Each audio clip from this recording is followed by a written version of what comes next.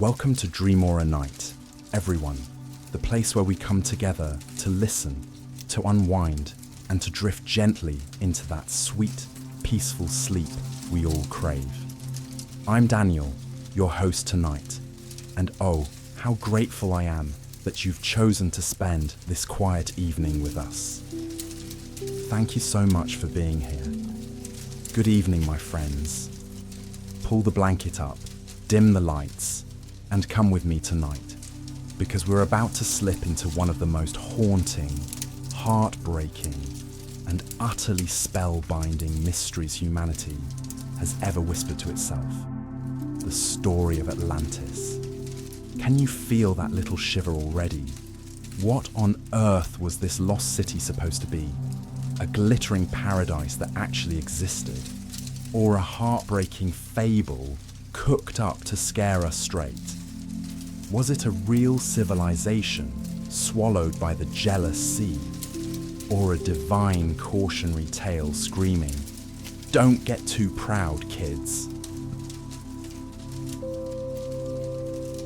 And seriously, why, after more than 2,000 years, does this story still grab us by the heart and refuse to let go?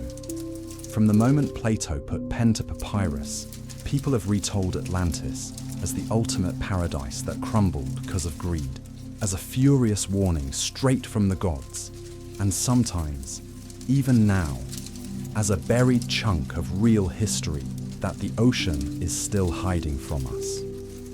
Tonight, we're going all the way back to the beginning, where it started, what the ancient voices actually said, and how this one tale grew into the greatest, most unforgettable legend of all time.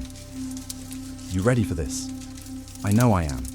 As always, I have to ask, where in the world are you listening from right now? What time is it where you are? Are you tucked in bed, drifting off, or wide awake chasing history with me? Wherever you are, I'm so glad you're here. Let's dive in. They say every great love story starts somewhere impossible, don't they? Well, this one begins with a god who fell desperately in love with a lonely hill. Picture it. Far beyond the straits, the old sailors nervously called the Pillars of Hercules, where the Mediterranean spills into the wild, endless Atlantic. There floated an island so beautiful it stole Poseidon's breath. The ocean stretched wide and impossibly blue. The wind carried cedar and salt like perfume, and right in the center rose a gentle hill of red earth and living rock, glowing under the sun like a promise. On that quiet hill lived a young woman named Cleito, soft-spoken, the very last of her family, faithfully keeping her father's empty house. Then, one day, Poseidon, the earth-shaking god of the sea himself, walked the world in mortal form and saw her. And that was it. He was lost. He looked at that hill and decided it was the most precious jewel the waves could never touch. Can you imagine the thunder in his heart? With one sweep of his trident, he circled the entire hill in rings of land and water, 3 dazzling moats sparkling under the sun, 2 wide bands of rich, firm earth in between. From the sky, it must have looked exactly like the ripples when you drop a stone into still water. Perfect, perfect circles, held together by nothing but a god's stubborn, jealous love.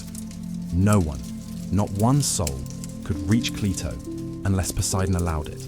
Romantic, terrifying, both. Inside the innermost ring, he built her a home that sounds like a dream, a grove where the shade never failed, where the breeze moved through the leaves like it remembered his voice. And from the bedrock, he coaxed 2 springs, one steaming warm, to ease tired muscles at night.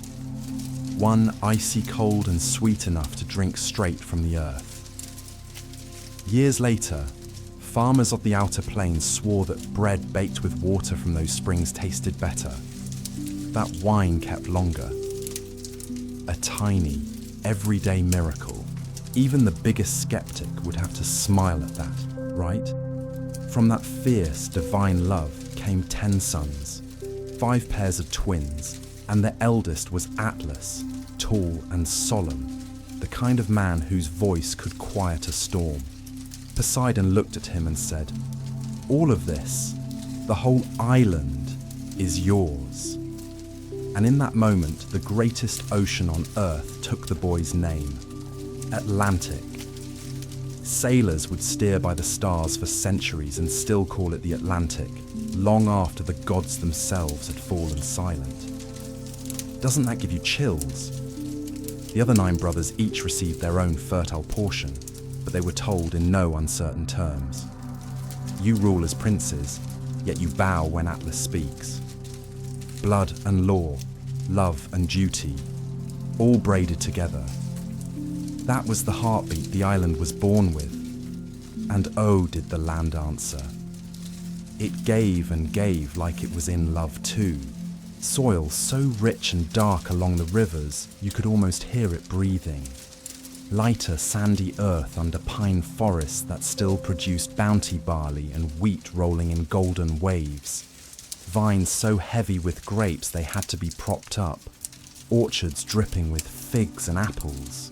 Olive trees that waited patiently for decades and then rewarded every single one with liquid gold that lit lamps through the darkest winters. Can you smell it? Can you taste it? Up in the hills stood forests of perfectly straight timber. Down on the slopes grew reeds and white stone that cut clean as truth. Herds never went hungry, even in late season. Old hunters told wild stories of massive beasts with ivory tusks that smashed whole paths through the woods. True or not, who cares? The land itself felt sacred. It poured out abundance and asked almost nothing back. Who wouldn't fall in love with a place like that? Atlas and his brothers could have lived small, modest lives in paradise, and for a while, bless them, they did. They honored Poseidon's gift. They built simple homes of wood first, stone only when necessary. They treated those rings of water and earth exactly as the god intended. Protection, boundary, reminder.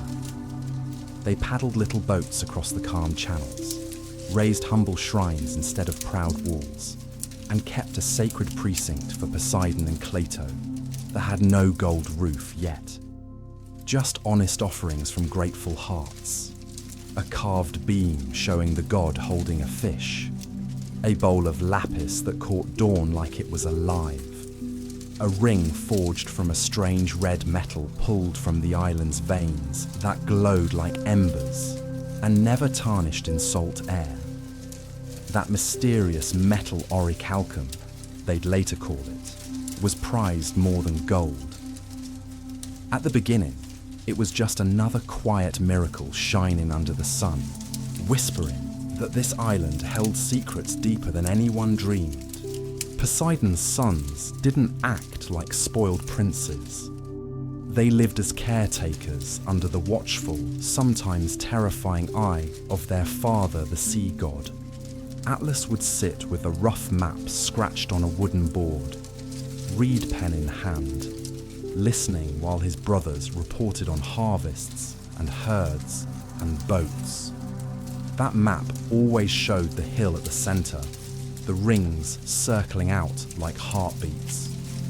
Every line posed the same aching questions. How do you cross these circles without breaking what they stand for? How do you welcome trade without welcoming danger? They talked it out, brother to brother, and Atlas decided, here a bridge, there a grove left untouched, and in those small, careful choices, a kingdom was born. Doesn't that just tear at your heart? How much love and restraint it took. Visitors trickled in. One fisherman looking for new waters, one trader with northern amber, one wild-eyed sailor swearing he'd sailed off the edge of the world and back. They weren't allowed straight to the heart of the island. Oh no. They anchored at the outer ring and waited. Guards greeted them with cool spring water and fresh bread, polite, firm, immovable. A boy carried messages inland, carried answers back. Sometimes the answer was no. Harsh? Yes. But it kept the centre sacred, kept the hill quiet. These were a people who adored the sea, yet revered the earth even more. Out on the plains, they laid perfect rectangular fields, dug arrow-straight irrigation channels so clever that gravity alone fed every crop. Fathers taught sons how to read the waters fall, how to clear silt, how to strengthen banks simple, honest, back-breaking work that ended every day with a table, groaning under good food. And still, there was grandeur in it, a quiet majesty that makes you want to weep for how beautiful life can be when it's lived right. Harvest time. The whole island poured the first grain onto the temple floor in a golden rain that sounded like applause from the gods themselves. And every year the sea reminded them who they were. Huge swells crashing, harbours helpless, families huddled inland, listening to the roar. Then the storm would pass, the sky would wash clean, and there the rings still shone, calm, bright, untouched. Barest feet on wet stone, hearts bursting with gratitude, they walked to the precinct and thanked Poseidon for not taking his gift away. Tell me that doesn't make you want to cry.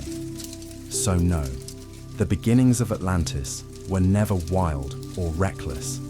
They were careful, deliberate, almost unbearably tender. A god wrapped protective circles around a hill because he loved a mortal woman. That woman kept a quiet home at the centre. 10 sons learned to love the land more than personal glory. And slowly, shore by shore, a small city grew up around a heart that stayed calm and safe. In that calm, something immense was gathering strength. Then Atlas stepped fully into his crown, like a man walking into a room already bathed in light. Everything had been prepared by a god and by generations of steady hands. His greatest achievement, keeping that light from burning everything down. He didn't make grand speeches or build vanity projects. He set laws. He set rhythm. He gathered his brothers on the central hill and reminded them of the truth they already carried in their blood. Each governs his portion. Each owes tribute and loyalty to the High King.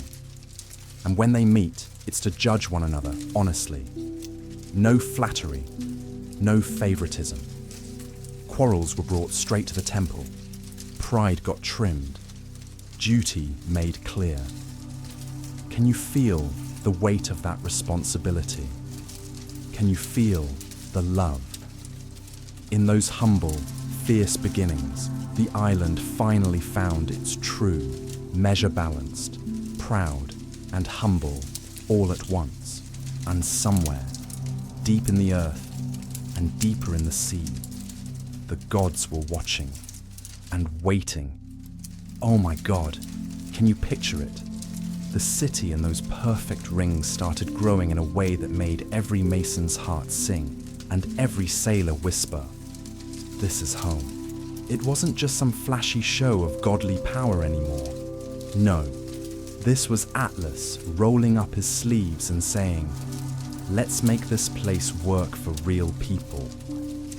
He ordered sturdy bridges thrown across the narrowest stretches of water so ox carts and lowing cattle could rumble from one ring to the next without wasting half a day.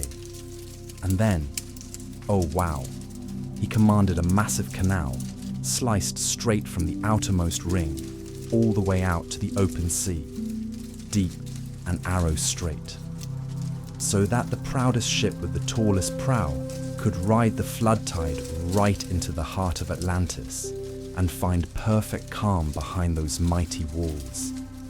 Crews who could read the mud like a love letter kept that channel deep and proud. Doesn't that just give you goosebumps? On the inner rings, he installed drawbridges that could snap upward in the blink of an eye if trouble ever came knocking. Raise them, and the city became an island again, untouchable. The harbour itself turned into the living, breathing lung of Atlantis. Ships gliding in and out like slow, steady breaths, carrying the heartbeat of the whole civilization with them. You could stand on the quay and feel the city inhale and exhale. Then came the stone, beautiful, glorious stone. The quarries opened their hearts and gave up 3 colours that made grown men stop and stare. Dazzling white that drank the sunlight, deep red that looked like fresh blood in the right light, and black so dark it swallowed shadows.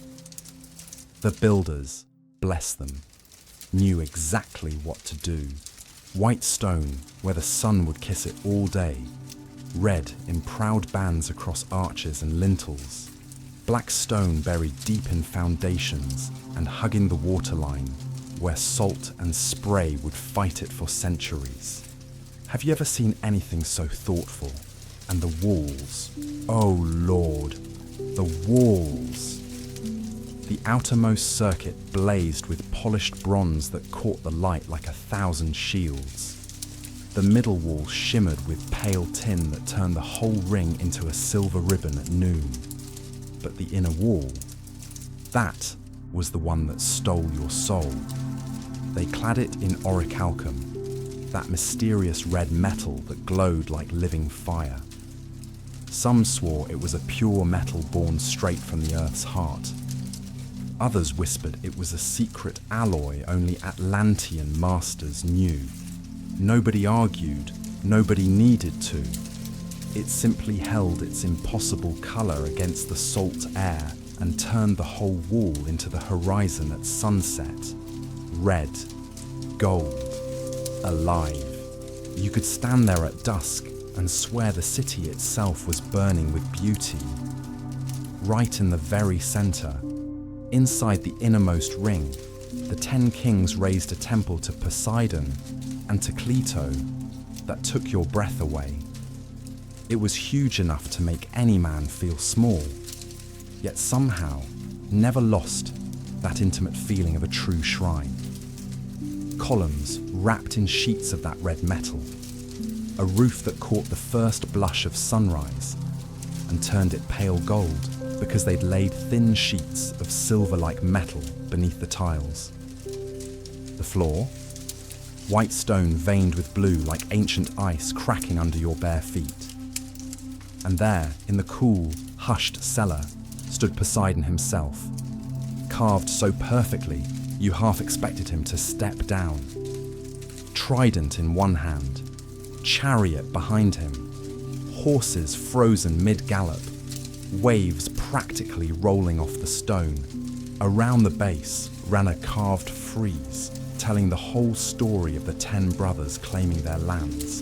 And beside the great god stood gentle Cleito, hand raised in eternal blessing. Light the torches at night, and the gold leaf on the reliefs danced like captured fire. I swear, you'd fall to your knees and weep. Atlas, wise, wise Atlas, ordered the laws of the land engraved on a towering pillar of pure orichalcum right there in the precinct. It wasn't just writing, it was the island's beating heart, the weight of its self-respect made solid. Touch it, and you felt centuries of honour. Every 5th and 6th year, the 10 kings came back together. No fancy robes, just simple wool and crowns of fresh branches cut from the sacred grove. And then, oh then, they hunted a bull in the temple court. Not some tame, broken creature. No, a wild bull that could still shatter a man's leg with one kick. They chased it down together caught it with their bare hands and ropes, and over its hot blood they swore by Poseidon, by the pillar, by everything holy. We will rule justly, we will keep faith, and if any brother breaks the law, we will punish him ourselves. The air thick with blood and smoke, the warm spring steaming beside the cold one that could numb your fingers in seconds, it carved itself into every man's soul. You didn't forget an oath like that. You carried it until you died. Out on the great plain beyond the rings, Atlas had his engineers map every inch like a giant game board, so not one drop of water was ever wasted. Straight canals cut like silver knives to float timber down from the mountains and grain up to the harbour. Simple, brilliant locks worked by men with poles. Long, perfect rectangles of fields protected by earthworks that laughed at floods and droughts alike. Forests harvested only by strict rule. Take one tree, plant two, no exceptions. And it worked. In a single generation, the island paid back every promise with interest. Deep in the earth, they found copper, tin, black stone sharp enough to shave with, and more of that red metal the jewelers and armorers fell in love with. First, it adorned the temple, the pillar, the inner wall. Then it slipped into everyday life. Little flashes of fire on fingers, buckles, bowls, sword hilts, even the nails holding ship planking together. When the first winter storms howled in, those red fittings held fast while everything else shook. You could trust Atlantean work with your life. Order flowed down through every level like water down terraces. Each of the 9 younger princes kept exact records, men under arms, fields, flocks, tribute owed. They rode to the central hill on set days and laid not just gold and goods at Atlas's feet, but honest reports. This village has leaking roofs. That well is turning brackish. Atlas didn't want piles of treasure nearly as much as he wanted justice. If something was broken, he'd send a prince riding out into the night with orders. Fix the causeway, dig the new channel, do it before the rains come. Glory? He kept it at arm's length. Usefulness? He held it close to his chest like a heartbeat. Daily life followed that same beautiful logic. Markets and bakeries laid out so you could buy fresh fish, grain and salt without dodging wagon wheels. Smiths all in one quarter so the charcoal smoke didn't choke the whole city. Tanners downwind. Thank goodness. Potters right beside their clay pits. Schools up high where the breeze kept young minds cool while they learned numbers, letters, and how to draw maps that could tell flood from irrigation with one glance. Atlas made it law. The very first grapes of the vintage, the very first grain of the harvest, went straight to the temple. It kept the precinct overflowing and taught every child that harvest wasn't just yours. It belonged to all of us. A shared miracle. Festivals. Oh, the festivals kept the old faith alive without ever turning it sour with fear. On the day of the springs, people carried bowls of steaming water and icy water and poured them together on the temple steps, watching the clouds of mist rise while they remembered both comfort and sharpness. On the day of ships, the harbour exploded in garlands. Old rowers took the oars again, just for the joy of it, and children banged shields in perfect time. On the day of laws, they washed and polished that orichalcum pillar until you could see your own wide eyes staring back, and the kings read the ancient words aloud, so sharp and clear that grown men felt their fists clench all over again at the weight of what they'd promised. War wasn't the obsession yet, but readiness was stitched into the very grain of the city. That wide outer ring of water doubled as a chariot track. Horses thundering around the curve, learning how to take it without snapping an axle or a neck. Out on the plain, companies drilled day after day with spear and shield until they moved like one living creature.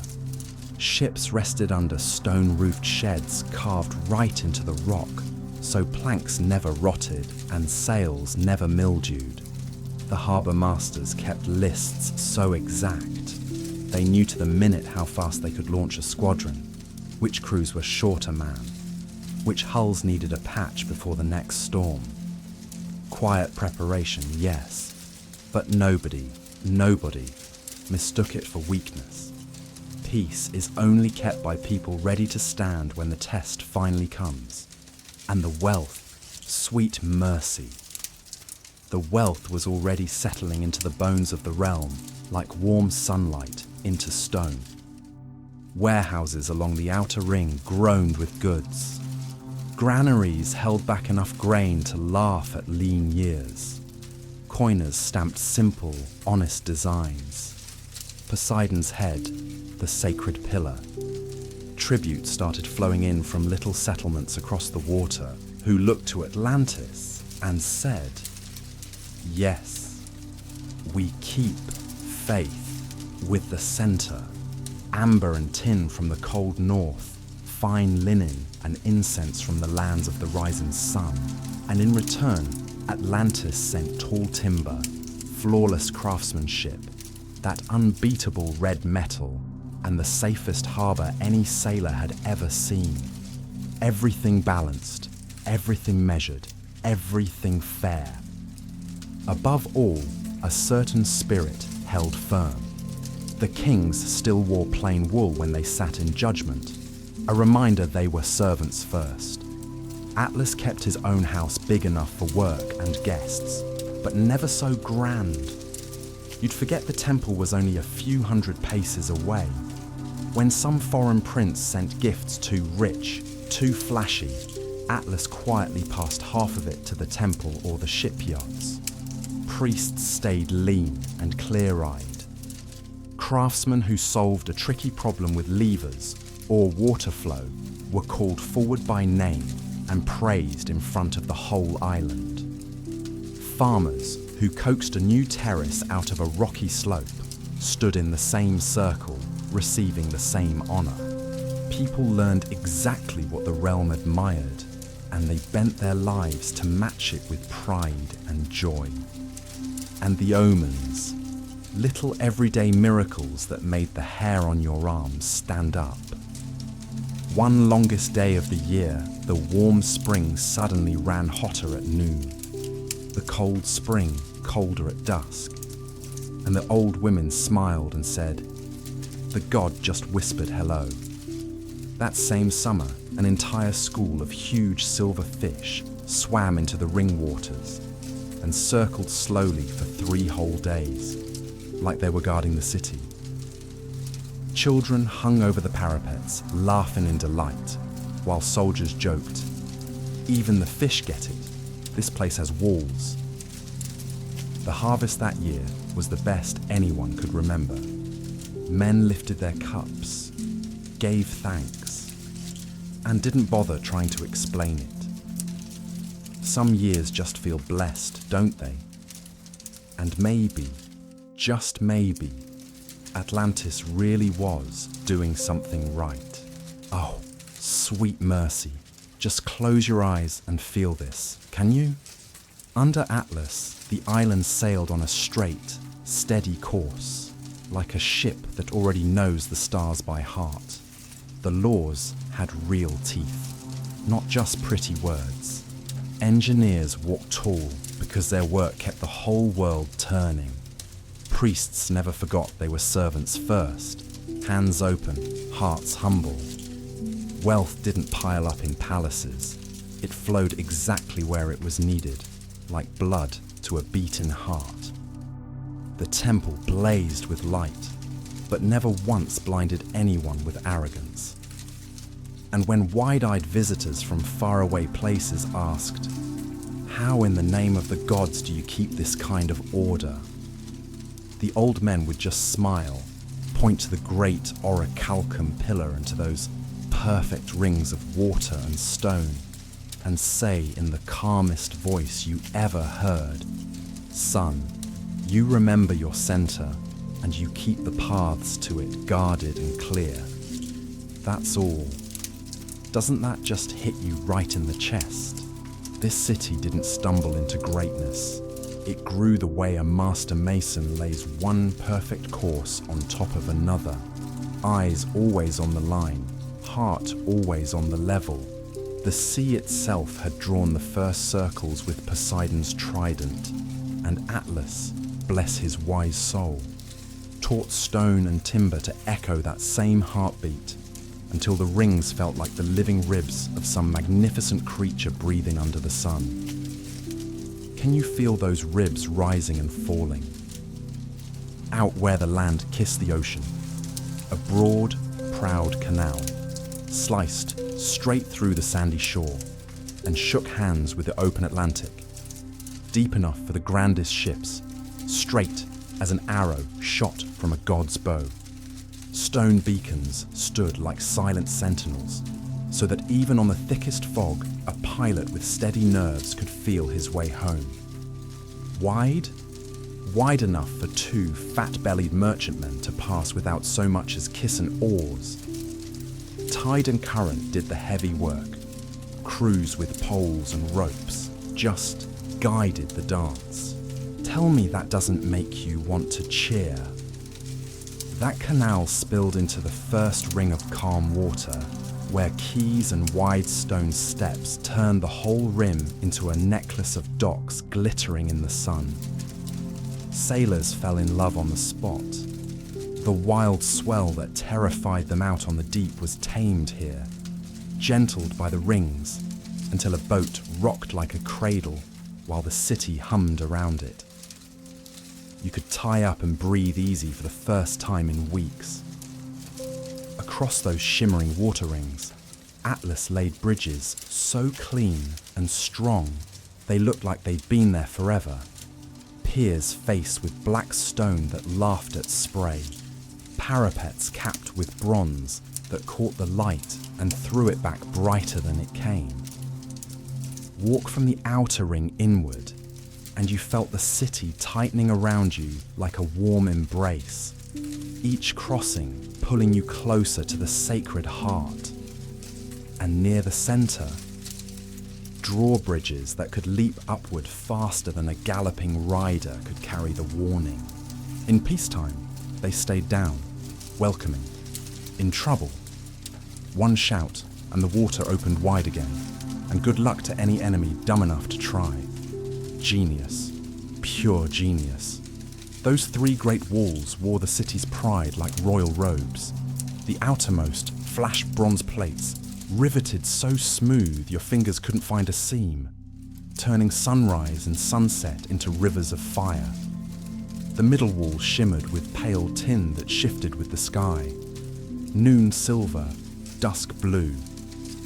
But the inner wall, oh Lord, the inner wall glowed with that impossible red orichalcum that travellers carried home in their dreams and described to wide-eyed children years later.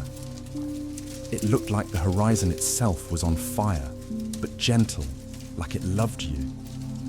Copper clamps, joints so tight a knife couldn't slip between, and up top, guards walked beneath tiled roofs that kept the rain off while they kept watch. Hidden stairs spiraled inside the walls, faster than any trumpet call to move men where they were needed most. The island gave its builders three voices of stone. White from the riverbend quarry that drank light. Red from the low hill north of the precinct that sang of Earth's deep heart. Black from the seam that ran straight to the shore like the gods had drawn it themselves.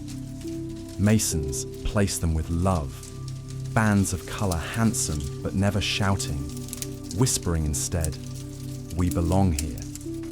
Streets curved gently to meet the bridges, cross streets cut clean right angles, and beneath it all ran drains with perfect fall, so that even the hardest rain vanished like a bad memory, never lingering to rot wood or sour the air. Practical magic, and the inner ring that was the beating, sacred heart. There stood the precinct of Poseidon and Cleito in measured, breathtaking grandeur. Inside, ivory and gold caught torchlight and threw it back like captured stars.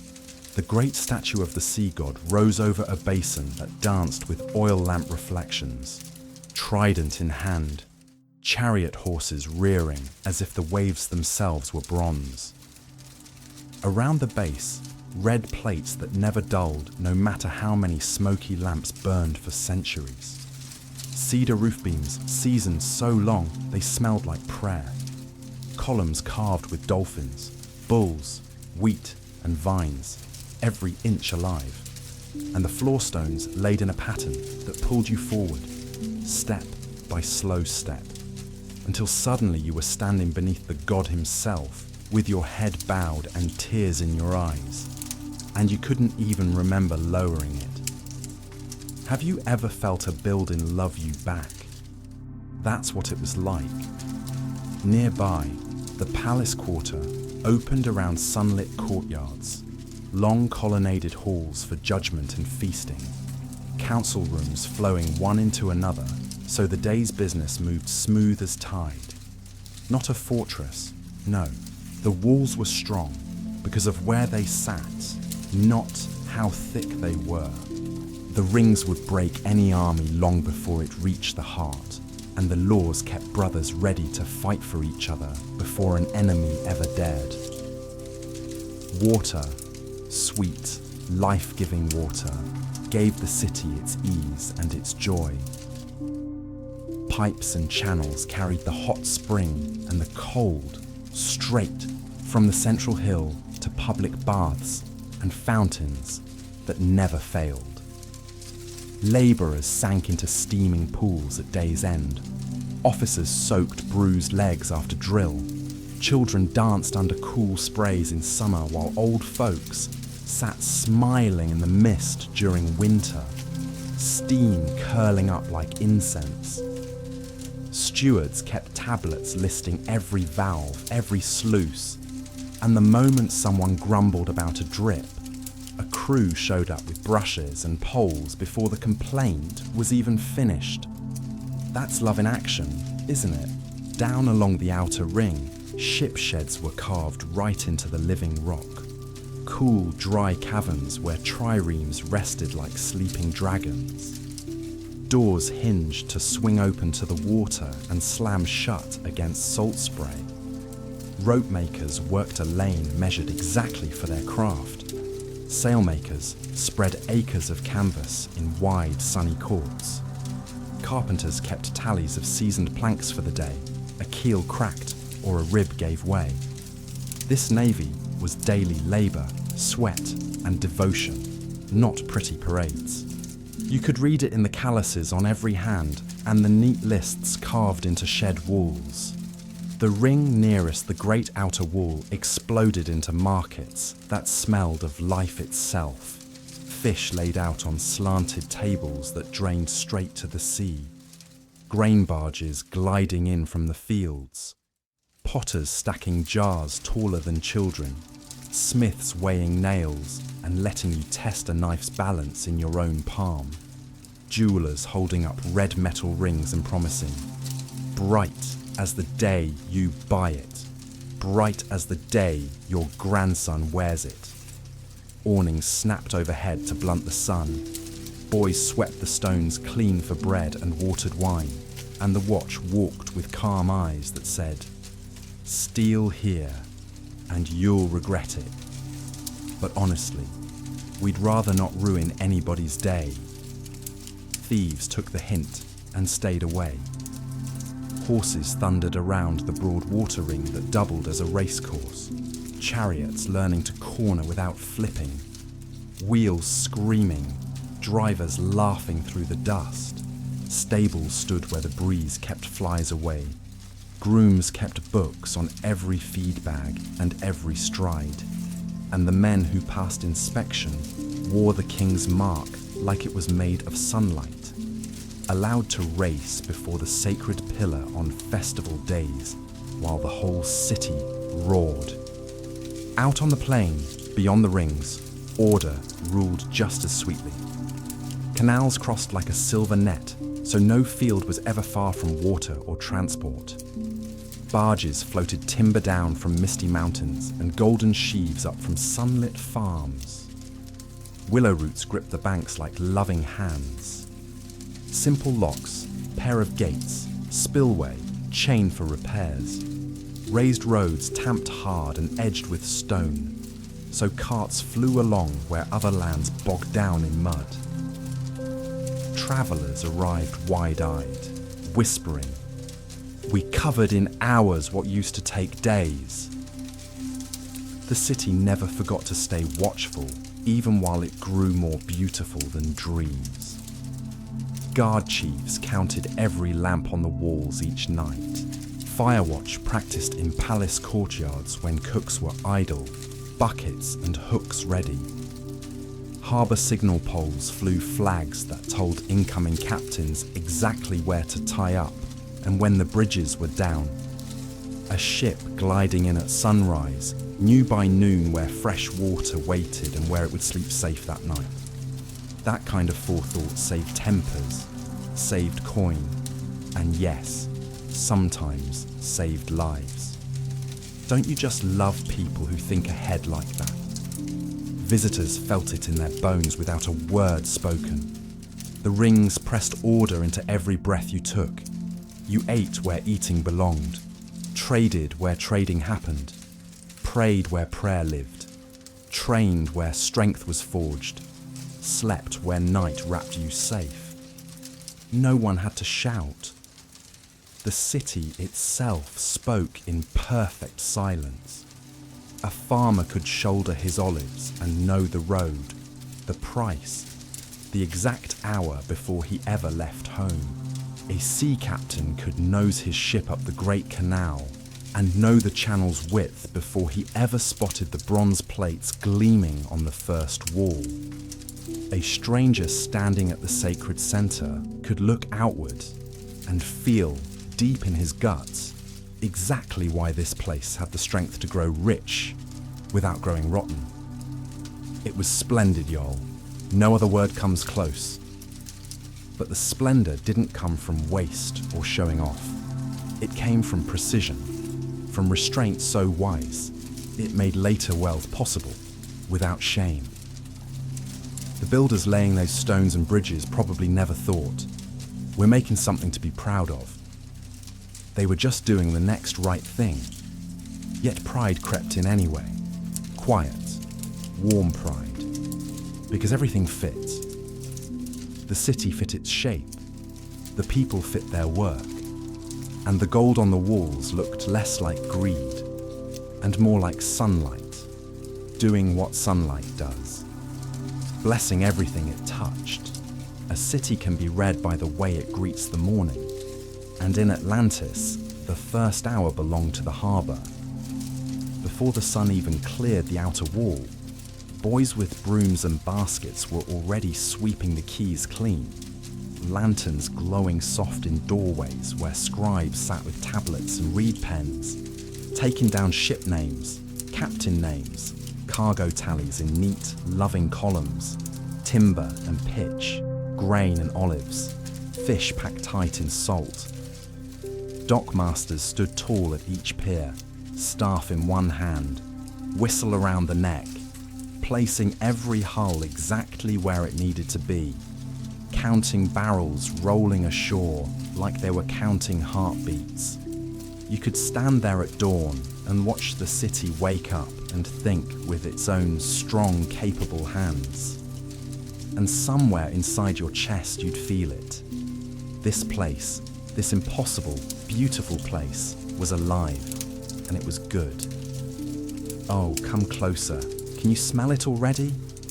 The markets woke up next, and the whole city took a deep, happy breath.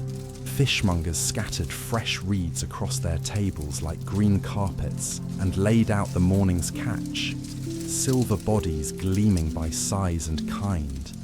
And that smell, Lord have mercy, it wasn't rot, it was the clean, wild breath of the open sea that made your mouth water, and your purse strings loosen all on their own.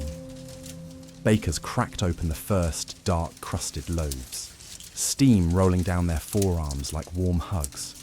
Barley bread on lean days, honest and nutty.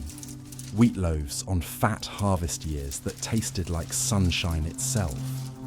You tore off a piece, dipped it in good olive oil or sharp cheese from the mountain goats, splashed a little vinegar from those tiny bowls on the counter just to wake the tongue up, and suddenly the whole day felt possible. Doesn't that just make you hungry for life? Women laughed and argued over copper pins that caught the light and plain clay cups sturdy enough to last 3 generations, while their kids darted between the colonnades like schools of minnows until a storekeeper snapped his fingers, pointed outside, and sent them racing along the parapets where the only thing they could break was the sound barrier. Pure joy, pure chaos, pure Atlantis. Not far from the quays, the Smiths started their own private sunrise. Charcoal whispered alive, then roared when the bellows pumped, and the best forges glowed with that faint red shimmer from orichalcum fittings on the doors, and old pieces hanging proud on pegs. 2 jars always sat by the anvil, 1 water for the angry hiss of tempering, 1 oil for pieces that needed gentler cooling, and the hammers fell steady as heartbeats. 1 shop answering the next down the lane until the whole quarter sang in iron and fire. You couldn't help but stop and watch, could you? And everywhere, you saw that red metal winking in the small things. A cloak clasp that flashed when a woman turned. A horse buckle that made a plain beast look royal. A thin line of inlay on a humble cup that turned even a poor man's noon meal into something sacred. That was the pride of Atlantis, not shouting from palace roofs, but whispering from everyday beauty that said, "We care about the little things too. Tell me that doesn't make your heart swell." The streets themselves were built to move grain and people with the same loving care. Carts rumbling along the outer rings until they hit the quays like spokes on a wheel. Out on the canals, barges glided in from the countryside, loads hidden under woven mats that smelled of fresh earth. Foremen walking the banks, keeping ropes drum tight, while mules leaned into their collars like they were proud to serve. Bargemen tested depth with long poles and raked weeds at every bend. And in the dry months, the lockkeepers played the water like musicians, giving a little here, taking a little there, keeping the flow sweet and even. Those canal wards strutted like peacocks, because they could float a whole forest of timber straight from mountain to shipshed without ever rolling a single log on a road. Genius. Pure, salty genius. Law wasn't some dusty speech. It was the very footsteps people took from sunrise to sunset. Courts stood in cool, shaded halls on the inner ring, and any citizen could walk right in, spill his grievance to a clerk who wrote it down clean and fair. No bribes, no favoritism. Judges were picked by the kings, but answered to the red pillar alone. Most punishments, a fine or a few honest days working on a public wall or canal. Nothing cruel, just enough to sting and teach. But do it again? Exile, and oh Lord, men feared exile worse than lashes, because being shoved outside the rings meant losing your house, your rhythm, the daily dance of work and prayer that made life make sense. That quiet fear kept the peace better than any sword ever could. Every 5th and 6th year, the 10 kings came back humble as farmers, green branches crowning their heads, plain robes brushing the stones, and they hunted a bull inside the sacred precinct. No tame show, a real test of nerve and brotherhood. They wrestled it down together, hands in the dust, hearts pounding, and over its steaming blood they swore again by the pillar to keep the laws exactly as written, to judge even their own brothers if justice demanded it. More than once, a king lost land and honor for breaking faith, and the island learned fast. Excuse the powerful and rot sets in quicker than you can blink. Doesn't that give you chills? But the days weren't all duty and oaths, thank the gods. The calendar had its own bright heartbeat. On the day of ships, the outer walls exploded in painted banners, and crews marched through the streets with oars held high like victorious spears, while the whole city cheered itself hoarse. On the day of the springs, people carried jars from both fountains, hot and cold, and poured them together on the temple steps so clouds of steam rose into the dawn like the island itself was breathing thanks. And the day of the games, the wide outer ring turned into a roaring racetrack, chariots thundering side by side, wheels flashing, drivers leaning into turns like birds banking on wind. Wrestlers slick with oil grappled on packed earth. Runners flew around the rings until the crowd's roar pushed the winner forward to touch the sacred pillar with trembling fingers. Prize? A simple wreath, a cup, maybe one feast at the king's table. But the honor, oh, the honor burned brighter than gold. Education was everybody's sacred job. Kids learned numbers and letters in breezy rooms that smelled of salt air, drawing the city's perfect rings on wax tablets until they could sketch them blindfolded. They memorized every wind's name, learned to read a harbor by the color of the water and the set of the current. Shipwright sons could close their eyes and name timber by the sound of a mallet tap. Merchants' daughters could glance at a cargo and spot a false weight before the liar finished smiling. Priests taught the old hymns that made grown men cry, and weathered mariners showed wide-eyed boys how to find the pole star when clouds swallowed the sky. That's how you build a future, isn't it? Home was the quiet kernel of everything. Most houses wrapped around a small courtyard with its own cistern catching rain like a blessing. Floors were packed clay in poorer homes, cool stone in ones built by steadier hands. 3 generations under one roof, loom humming in the shady corner, mortar by the door where a wife or daughter ground grain while the morning was still gentle. A simple shelf held cups, a lamp, and a tiny carved Poseidon watching over it all. When a baby came, the father set a dish of honey by the little altar and whispered, "Give this child steady breath and a strong back for the years ahead." When death knocked, they washed the body in water from the cold spring, sat vigil all night, telling stories that made you laugh through tears, stories with teeth and love in equal measure. Life and death both honored, both held close. Food was simple, honest, perfect. Daily bread and fish, maybe goat stew rich with onions, and herbs on better days, and after festivals. Beef from the sacrifice handed out, so the god fed his people too. Olive oil like liquid sunlight, figs sweet as kisses, wine watered for every day and strong for rites, salt from the shining pans, honey from hives tucked under wild thyme on sunny hills. Stay a week and you'd swear the island itself had learned how to set a table where nothing, not one crumb, ever went to waste.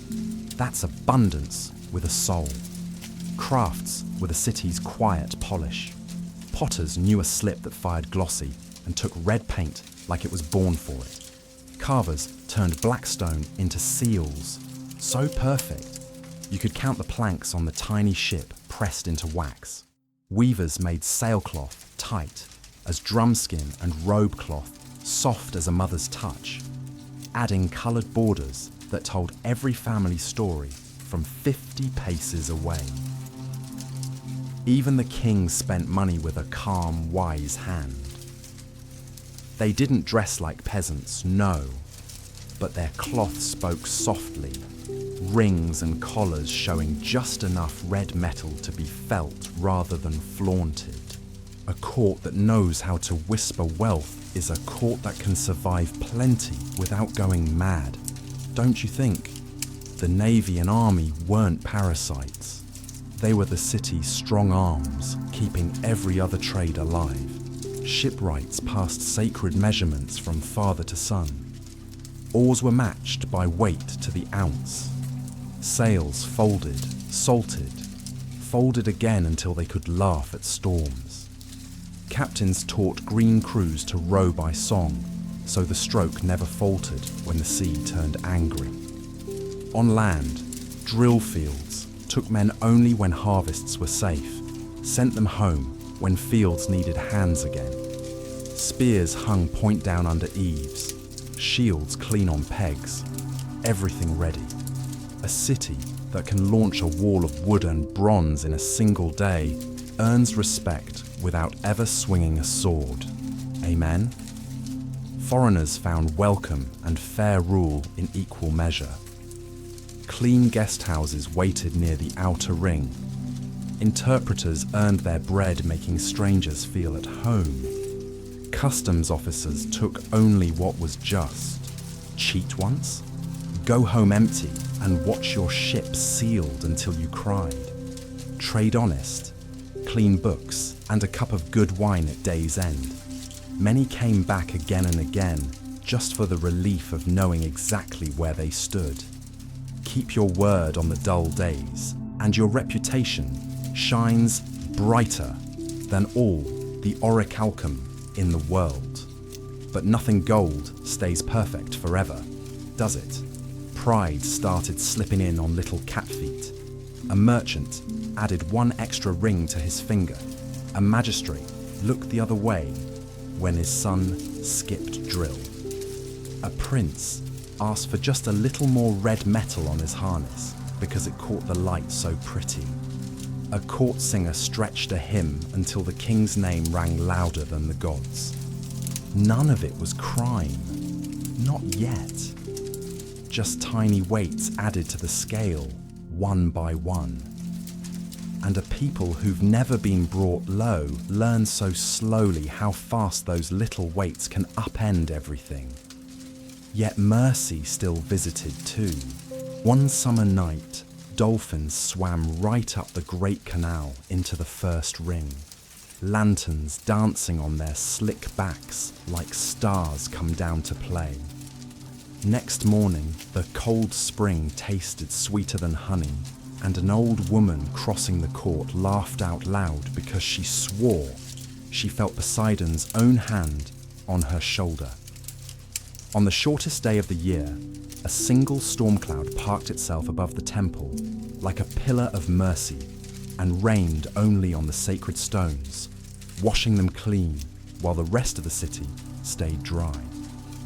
A priest lifted his face to the drops and said, "The God keeps us clean when we forget how."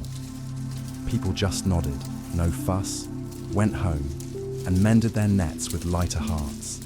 When the day finally folded its wings, the city went to sleep with the same tender care it used to wake. Gates to the inner bridges clanged shut. Watchmen lit the lamps along the parapets until the rings glowed like circles of fire against the dark. Scribes stacked tablets, covered them with linen, weighed the corners with smooth stones so nothing would blow away. Children washed sticky hands in cool basins and curled up on mats near the wall, whispering one last impossible question before dreams took them. In the precinct, the priest banked the fires low and left a single lamp burning before the god, its flame steady as a promise. The night air carried wood smoke from the baths, far-off sea salt, and the sweet ghost of pressed grapes from a wine shop that refused to close too early. It was a good smell, the kind that settles in your chest and whispers, "You worked hard today, you honored what matters, and tomorrow will be worth waking for." That was the life that grew out of the rings, the laws, and those two humble springs. A city so sure of its own measure, it trusted the slow virtues completely. A people whose pride had grown quiet and comfortable. And for the moment, that was the most dangerous pride of all, because when you're living inside it every single day, it never looks like pride. It just feels like home. And oh, how they love their home. Oh, sweet Lord. Can you feel it in the air? That soft, almost invisible shift. Decline crept in, the way a tide turns while you're staring at the horizon, dreaming of tomorrow. So quiet you almost missed it. So gentle it felt like a lullaby instead of a warning. A whole generation had grown up never knowing the back-breaking labour of digging those first canals by hand. Never remembering winters so lean they counted olives one by one, just to be sure there'd be oil for the lamps. All they'd ever known were fat, golden years, bright metals flashing everywhere they looked, and a city that handed them whatever they wanted before they even finished the thought. And when you live that long wrapped in comfort, don't you start believing the whole world signed a contract to keep you cozy forever? That's exactly what happened, and it breaks my heart just to say it. The Ring City, bless its proud soul, started putting more light on itself, more shine, more dazzle. What used to be handsome turned downright grand, almost desperate to be noticed. The bronze on the outer wall got polished every single week until dock workers down on the quays could see their own grinning faces staring back from 50 feet up. The middle wall's tin blazed like cold fire at high noon, and oh, that inner wall of red orichalcum. At sunset, it caught the dying light and flung it back, like someone had poked a hearth full of embers. Gorgeous, breathtaking, and just a little too hungry for admiration. Pretty soon, even private houses in the better quarters started copying the look. A shopkeeper who used to be perfectly happy with plain white stone suddenly wanted a bright red strip set into his lintel. Thank you very much. A magistrate decided his staircase needed bronze caps because, well, why not? One prince, laughing like a boy with a new toy, had the rims of his war shields faced with that red metal just because he loved how the light crawled along the edge when he spun it in his hand.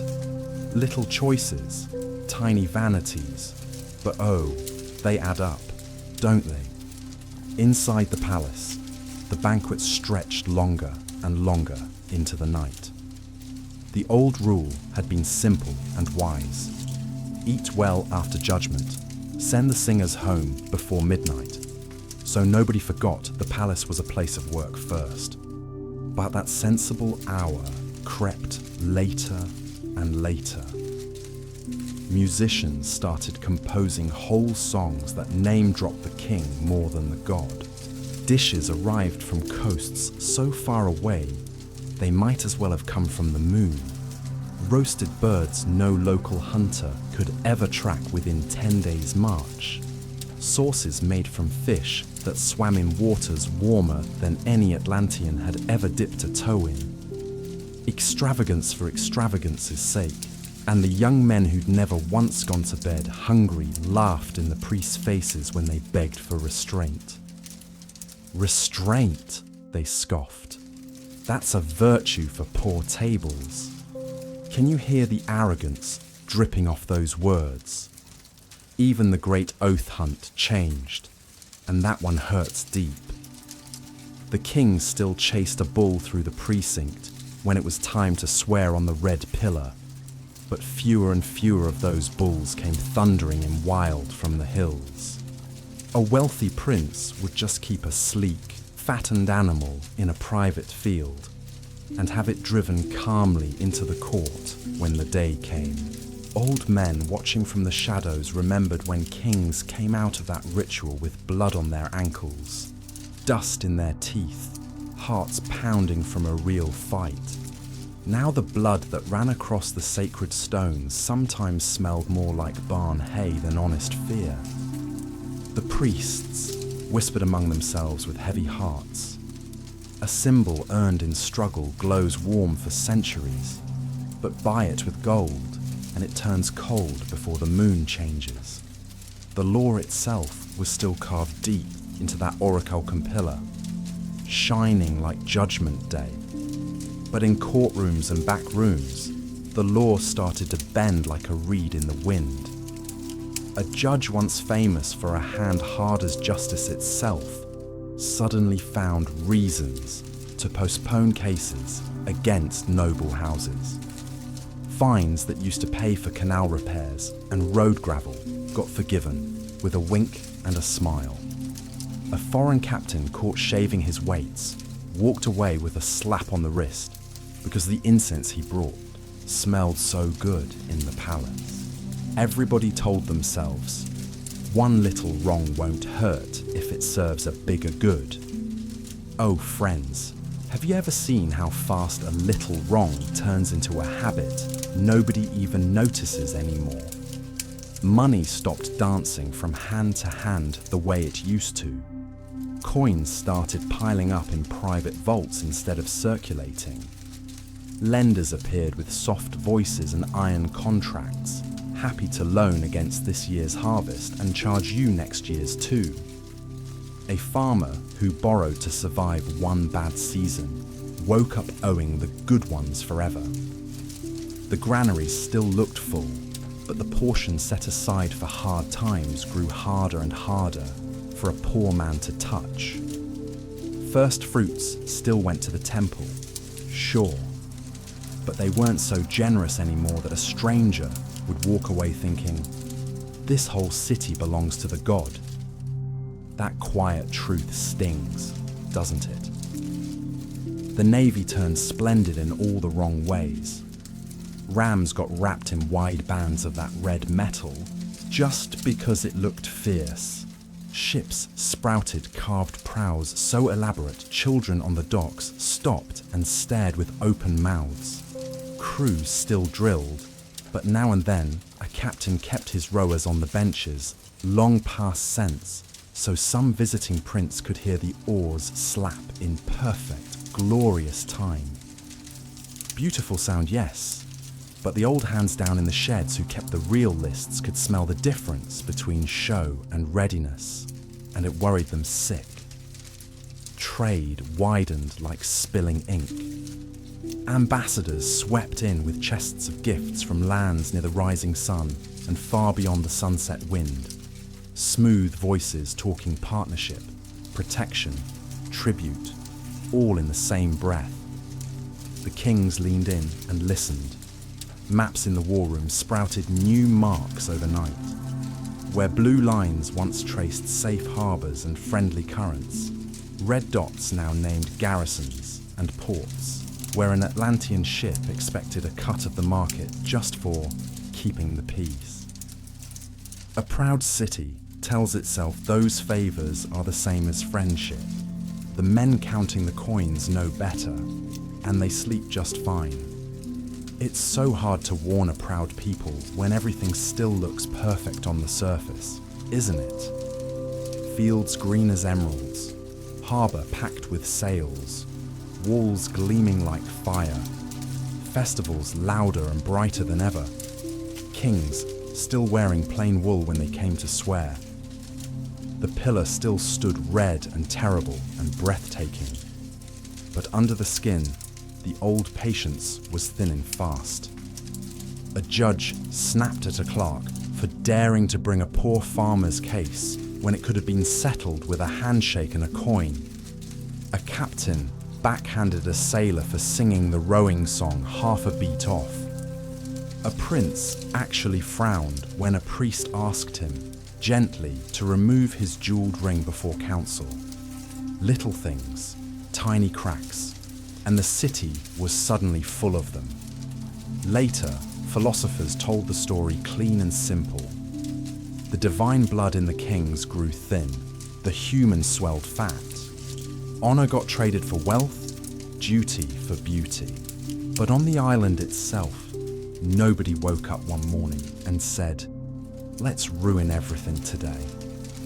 It felt like ordinary tiredness after a long day, like a hand that once gripped firm, now loosening just a little, like wanting praise before the work was finished. That's how it always happens, isn't it? Ambition sharpened its knife in quiet, candle-lit rooms. Councils started meeting at strange hours without all 10 brothers present. Decisions sliding out later as done deals. Out on the plain, brand new roads appeared overnight where nobody really needed them yet. Garrisons sprang up like weeds in places where the threat was barely a rumour.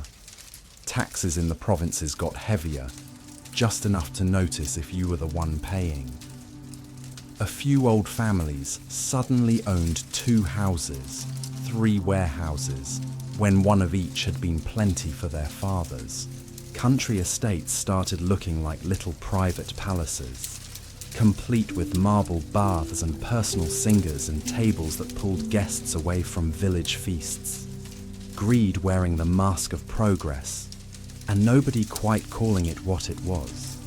Then the earth itself started whispering warnings nobody wanted to hear. The island shivered sometimes, just enough to make doors creak and lamps tremble on their hooks. The tremors were small, playful almost. Children giggled when cups danced across tables.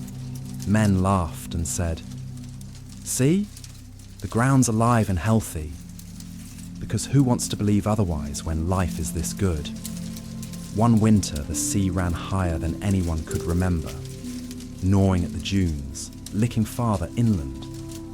Canal wards planted extra willows and went to the kings, saying, "We need a few more hands before the wet season, or the banks won't hold."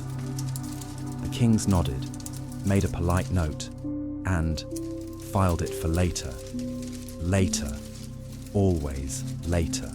In that season, the city lived with 2 minds, fighting inside one body. One mind stood in the precinct remembering the god who gave the springs, the rings, the laws, and whispered, "Stay humble." The other mind stood in the war room staring past the pillars at all the blank spaces on the map and growled, "There's more out there, and it should be ours." Both swore they were loyal. Both swore they served duty. But duty was starting to pull the city in half, and nobody quite noticed the tear. Whatever the reason, ease was slipping away like sand through fingers. The city still had splendor, buckets of it, but now it wore pride like a heavy cloak. And pride by itself isn't sin, the old teachers said. It only becomes sin when it forgets what it was ever proud of in the first place. A whole people can forget faster than any one man ever could. Memory lives in customs, in ceremonies, in the way things are done year after year after year. Change those customs quietly enough, slowly enough, and the memory just fades. So the shadows grew longer while the streets still blazed with light. Warnings stood in plain sight, but who could hear them over the laughter in the markets, the clink of wine cups, the new songs about how the inner wall caught the sunset like burning rubies? There were men and women who felt the unease crawling under their skin but couldn't put a name to it, like sailors who smell the storm long before the first cloud appears. You could still walk the bridges at dusk, look down into the ring water and see the temple's reflection steady and perfect. And you could tell yourself the surface showed everything that mattered. But it seldom does it? It seldom does. And it all began, quiet as a heartbeat, with a map. One evening in the palace council room, they cleared the long table and unrolled a new chart that showed the known sea from the pillars all the way to the lands of the rising sun. Harbours marked in careful ink, currents drawn like curling vines, margins crammed with notes any captain would kill for, where to find sweet water, where the wind shifts in late summer, where the reef hides ready to gut the careless. They'd always had charts, sure, but now the marks started creeping inland. Town names appeared beyond the beaches.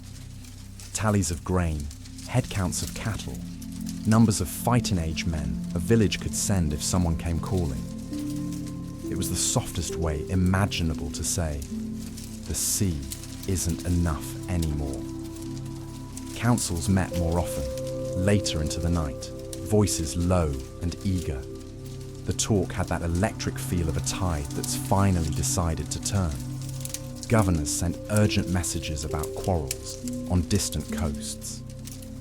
One prince brought word of a harbour that had refused the old fees and sent its own envoys to a rival power instead.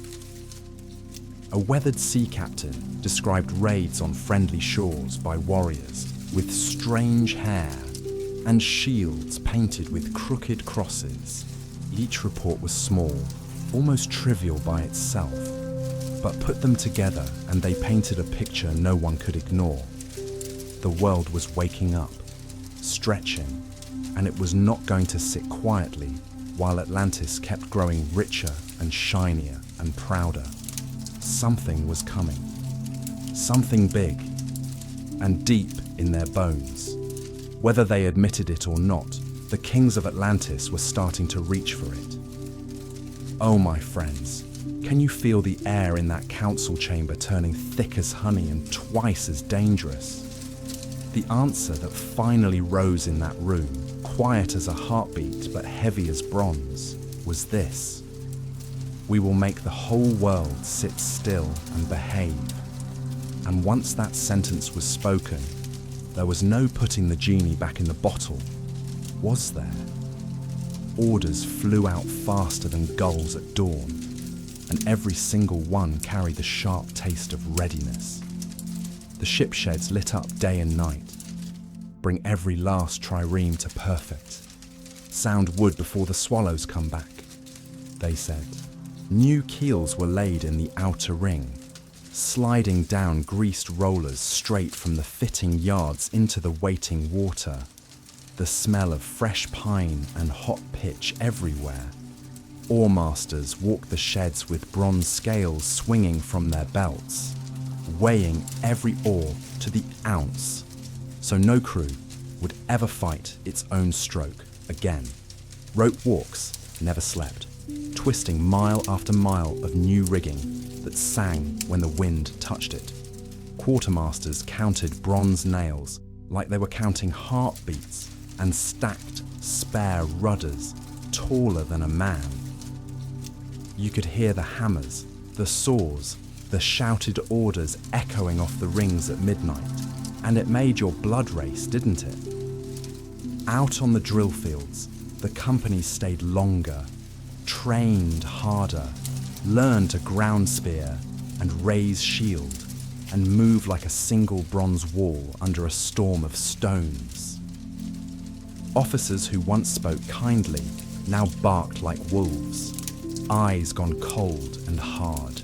Atlantis had always trained, sure, but now it trained like a city that expected to stand before the gods themselves and be judged.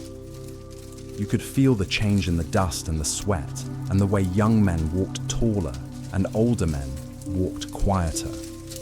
Diplomacy? Oh, sweet mercy. Diplomacy sharpened into something icy.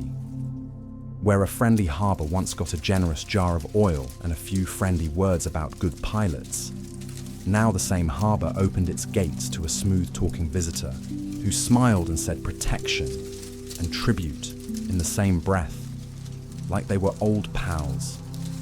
Treaties pulled out of dusty chests from festival days years ago were suddenly read aloud in a brand new tone. Every overlooked line suddenly heavy as stone.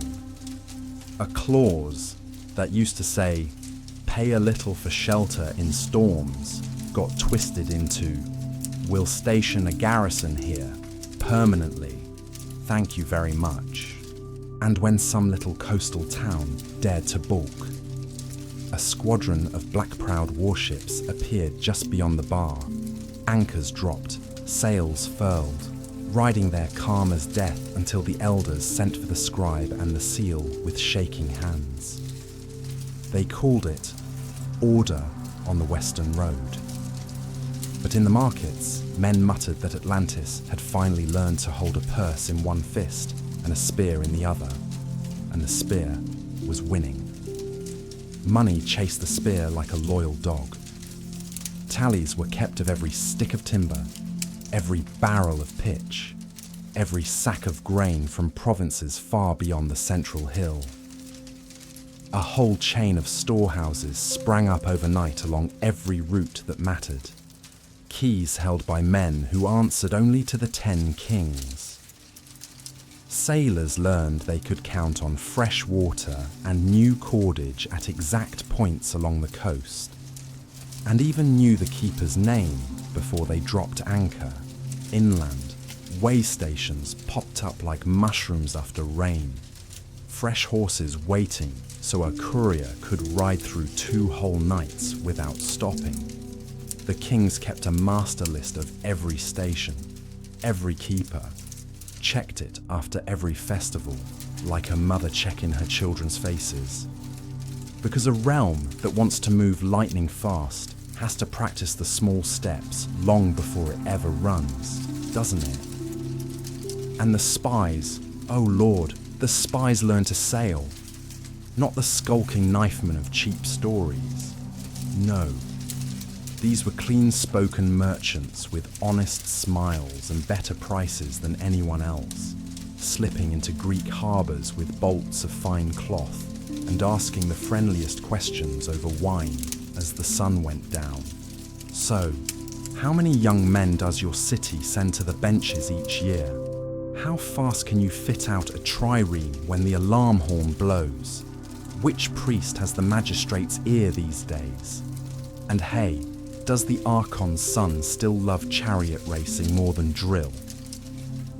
In Egypt, they watched the Nile mouths like hawks, learning which branch carried grain barges to the granaries and which one carried soldiers when the pharaoh got angry. Every note went home tucked inside an extra profitable sail, and nobody was the wiser. Rumours flew across the wine-dark sea faster than any ship. In Athens, the argument lovers in the porticos started hearing whispers of a Western power measuring the world with ruler and spear both.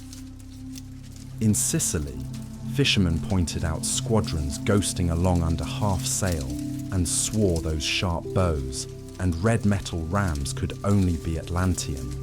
Off the Peloponnese, one old pilot spat over the side and claimed a ship flashing that impossible red beak had chased him off a reef his family had fished for generations. Some tales were pure lies, told for the joy of telling. Some were true in jagged pieces. but stitched them together, and a shadow started forming on the water whenever the wind went still. A shadow with a name. Back home, the court wrapped its naked ambition in the prettiest clothes. Duty, safety, order. The king stood in the precinct and spoke of securing sea lanes, ending piracy, keeping wheat flowing from the riverlands to coasts that would starve without it. Priests who had spent lifetimes learning patience nodded solemnly when those words were spoken beneath the sacred roof.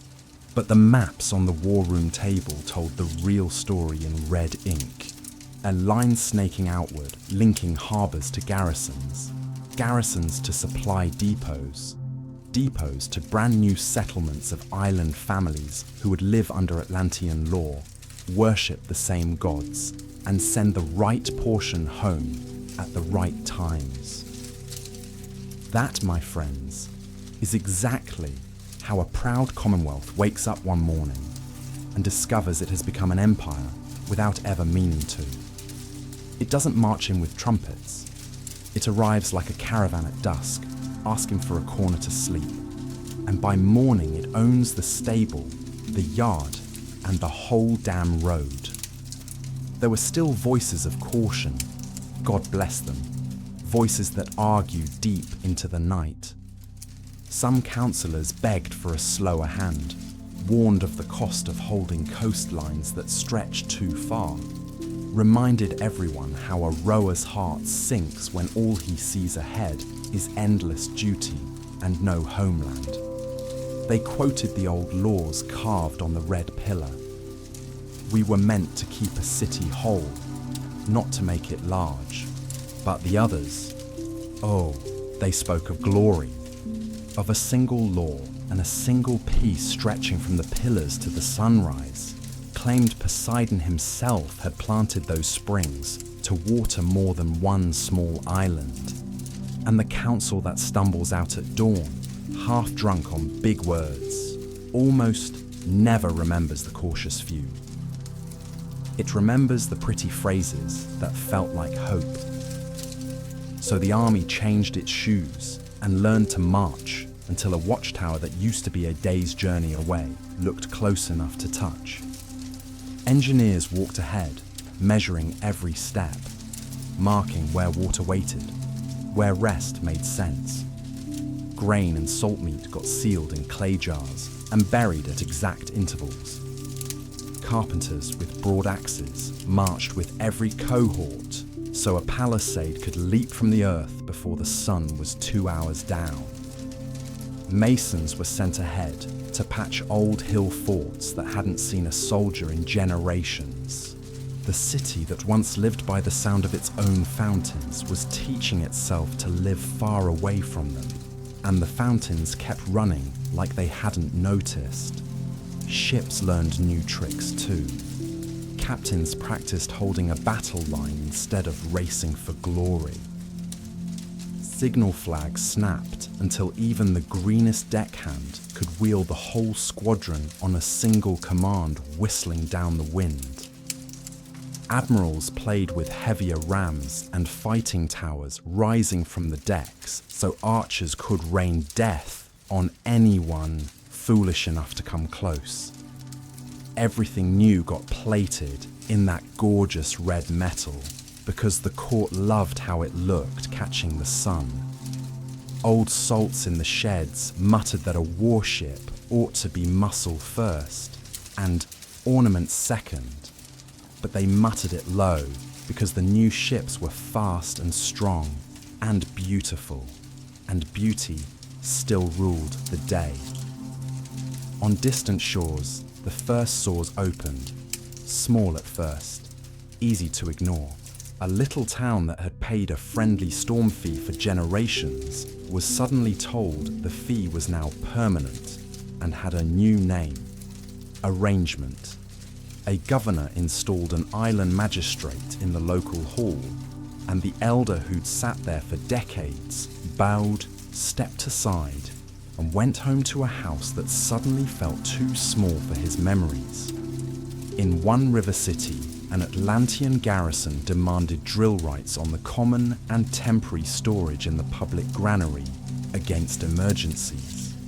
The emergency never came. The grain never went home. Every single change was defended as minor, necessary, temporary. Visit one town and you'd swear nothing was wrong. The world is huge after all. One swallow doesn't make a summer. But the pattern, the pattern, was spreading like spilled wine on white cloth. Even while the empire grew, Atlantis kept telling itself it was the soul of restraint. A prince could point to a safer dock and say, "See, our ship keeps the pirates away." A merchant counted coins saved on raids and grinned. A priest watched bigger crowds at the rites and nodded that order had come to coasts that once knew only war. And there was truth in every claim. Just enough truth to excuse everything else. Because that's how we humans do it, isn't it?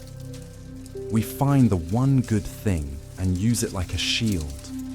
Across the water, the Greeks listened in their shady porticos and stinking fish markets, weighing pride against prudence, remembering every old slight, every time someone tried to tell them how to live. Some were tempted by promises of quiet seas and fat trade.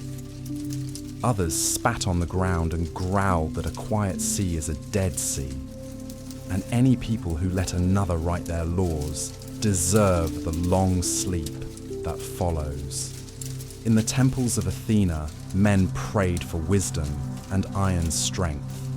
In the wrestling courts, boys stared west until their eyes burned, as if muscle and breath alone could carry news faster than any ship.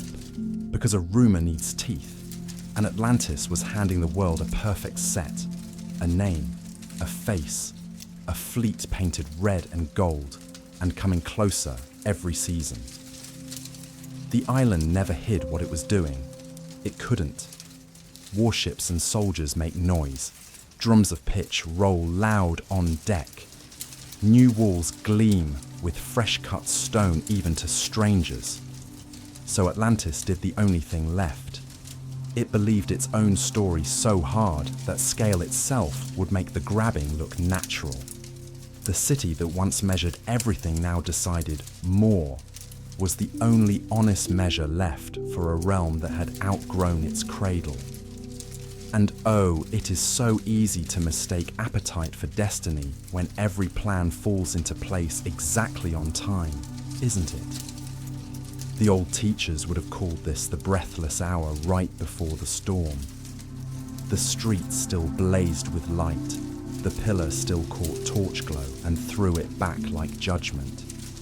The springs still ran warm and cold, exactly as they had for 1,000 years. Beyond the rings, the red lines on the council board had stretched as far as the kings dared draw them without openly declaring war.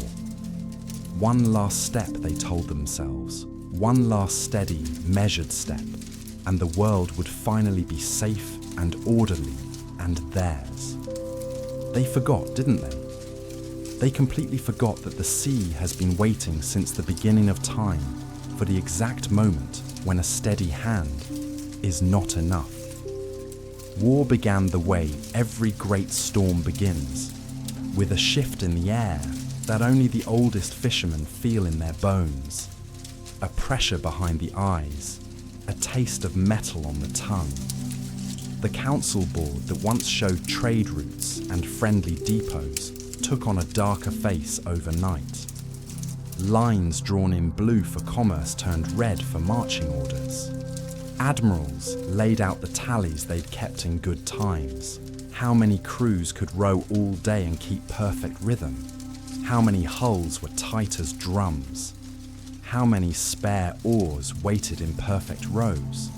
Quartermasters spread lists of salt meat, hard bread, pitch, oil. The head of the rope walk stepped forward and named, calm as death, exactly how many miles of new rigging he could deliver by the next moon. The numbers didn't sing. They didn't dance. They spoke in a low, steady voice that said, "Plain as day, the island is ready to test what it has become." And out there, somewhere past the pillars, the sea listened and waited and began to gather its own answer. Oh, sweet Poseidon, can you hear it? Can you feel the whole island holding its breath? The summons went out like thunder rolling across the 10 regions, every prince answering with fire in his eyes. Down the canals came the musters, thousands of men pouring toward the ring city in perfect order.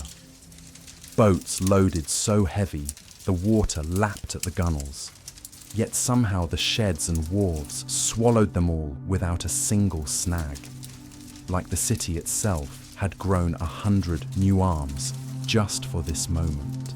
That harbour you used to love on a calm, lazy day, it turned into a living machine, a beast of wood and bronze and muscle that never slept. Triremes slid into the dawn light one after another, rams freshly burnished, until they flashed like the sun itself had kissed them. Transport barges groaned under towering amphorae of water and rough sacks of meal. Marines lined the quays checking shields that caught the light like mirrors, tying their helmets tight to their cuirasses so the August sun couldn't play its cruel joke and cook them alive. Slingers ran loving thumbs over every smooth stone in their leather bags, counting death like it was prayer beads. Archers hunched over tiny braziers, warming fingers that would soon let arrows fly, eyes already seeing targets that weren't there yet. And the orders, oh Lord, the orders came from men who had drilled for this exact hour since they were barefoot boys chasing chickens. Voices calm as deep water and twice as final. The plan was laid out clean as a ledger. First wave south and east along the old familiar lanes. Second wave sweeping toward the rich river country to plant the flag and weigh every heartbeat on those banks. Third force holding the line west of the pillars so no jealous eyes could sneak a peek at the heartland while the real work was done. Tide in the second hour, wind likely north before noon. Rest on the lee of the long island if the swells turned angry after dusk. Sleep in watches. Keep the oars dry until the order came for speed. Every detail perfect. Every man knowing exactly where he belonged. Doesn't that just make your chest tight with pride and terror all at once? And then they launched, the biggest fleet Atlantis had ever dared to dream of. So beautiful, it stole the breath from anyone watching on the walls. Their order alone could steady a trembling heart. Warships up front prowled like shepherd dogs straining at the leash. Transports trailing behind in perfect intervals, so no sudden current could smash brother against brother. The admirals, wise as owls, put their boldest captains on the wild outer flank, and their calmest, steadiest men right at the center where panic starts. Signal flags snapped up and down the masts like bright birds carrying secrets, and the water between the rings barely had time to ripple before the last hull cleared the mouth and caught the clean, glorious lift of the open Atlantic. You could almost hear the city exhale. First landfall, those long, sun-blasted coasts around the western desert, where the great green river cuts through brown earth and spills its treasure into the sea. Atlantis had traded here for generations, knew every sandbar, every twist of current. Now the captains stood off the river mouths, counting local barges and guards like wolves counting sheep. They had names for every branch, could tell one from another by the colour of the outflow, and the lazy way driftwood spun at the bars. Garrisons ashore saw the forest of masts and sent riders galloping inland to scribes who suddenly wished their lists were written in disappearing ink. When the Atlantean envoy finally stepped ashore, plain cloak, face carved from stone, he spoke the prettiest words. Order on the sea lanes, reasonable fees for patrols, an old treaty just waking up from a long nap. The local governors looked past his shoulder at the silent warships riding at anchor and made the choice men always make when tomorrow feels uncertain. They signed. They paid the levy. They granted anchorage rights that let Atlantis sink its first hooks into the river's lip. At the signing feast, they toasted friendship. But every man there felt the new weight on the scale and knew which side was heavier. From the river country, the first wave curved along the coast like a bronze scythe toward the islands between the Sunrise Sea and the Great Gulf. Little towns of fishermen and traders who'd spent centuries looking both ways when the taxman came knocking. One dawn, a squadron appeared off a harbour, rams glowing blood red in the rising sun, and on shore, the elders gathered with backs stiff and faces carved from old oak. The admiral asked for pilots and stores. The elders asked, voice trembling just a little, what they'd get in return. The answer came back the same everywhere. Safe water, a bigger slice of the market, and a garrison, just for one season, promise. That garrison built stone doors that never quite swung shut again when it left. While the first wave locked down its prizes, the second wave turned hungry eyes toward the Middle Sea. Old charts spread across the war room table, showing routes to Sicily, Sardinia, the boot of Italy itself, waters thick with harbours that loved wine and stories more than war. Raiders had nested in hidden coves no foreigner could find twice, but Atlantis sent fast hulls crewed by keen-eyed oarsmen and captains who solved problems the direct way with muscle and bronze. In Sicily, they chased a whole nest of pirates into a bay with a throat so narrow you could almost throw a stone across it, then tied their ships stern to stern and blocked the only way out. When the trapped wolves tried swimming under cover of night, marines were waiting in the black water, knives flashing, hauling them aboard, dripping and desperate. The choice offered wasn't really a choice. Serve Atlantis, or swing from the yardarm with your own blades still belted on. By morning, the markets were buzzing that the western island had brought calm to a coast that had forgotten the word. Calm bought with ropes and blood. Along the Tyrrhenian shores, they met tougher meat, towns that could still put round shields and short swords in a line and mean it. Atlantis landed in textbook order, hoplites stepping off the ramps shield to shield, spear over spear, exactly the way they drilled 1,000 times under the ring walls. The first skirmishes tasted of real courage. No one slept easy.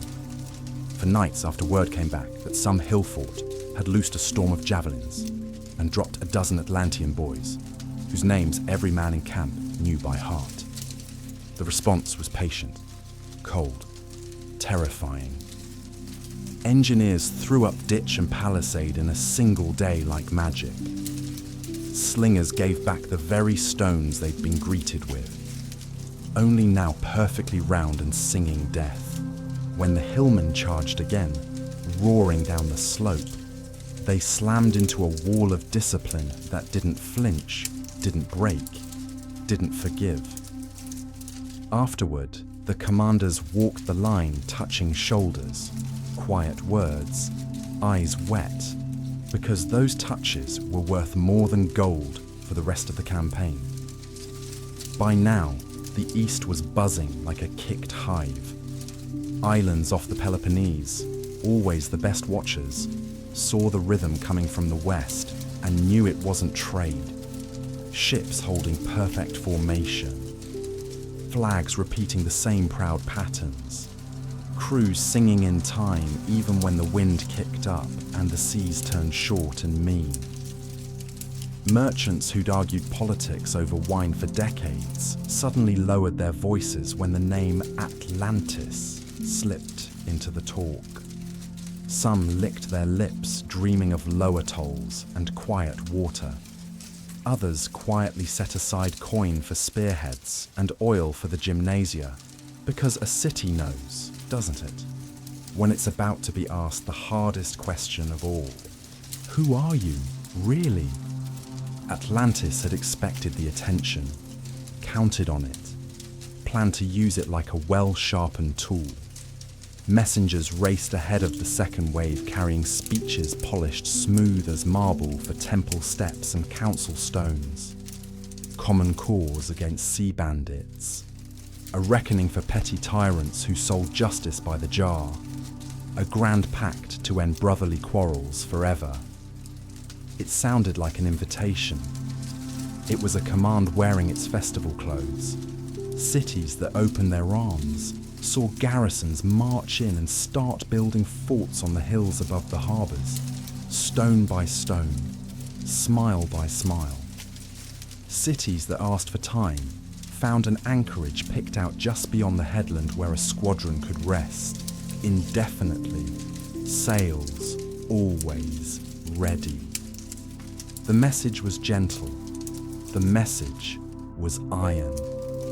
Egypt watched with those ancient, unblinking eyes.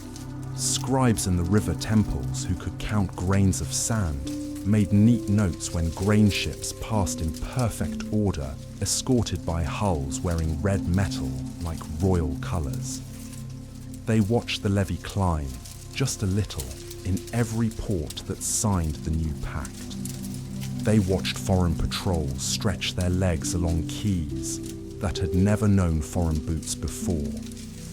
Men who have kept records for 30 generations don't panic. They sharpen their quills and remember harder.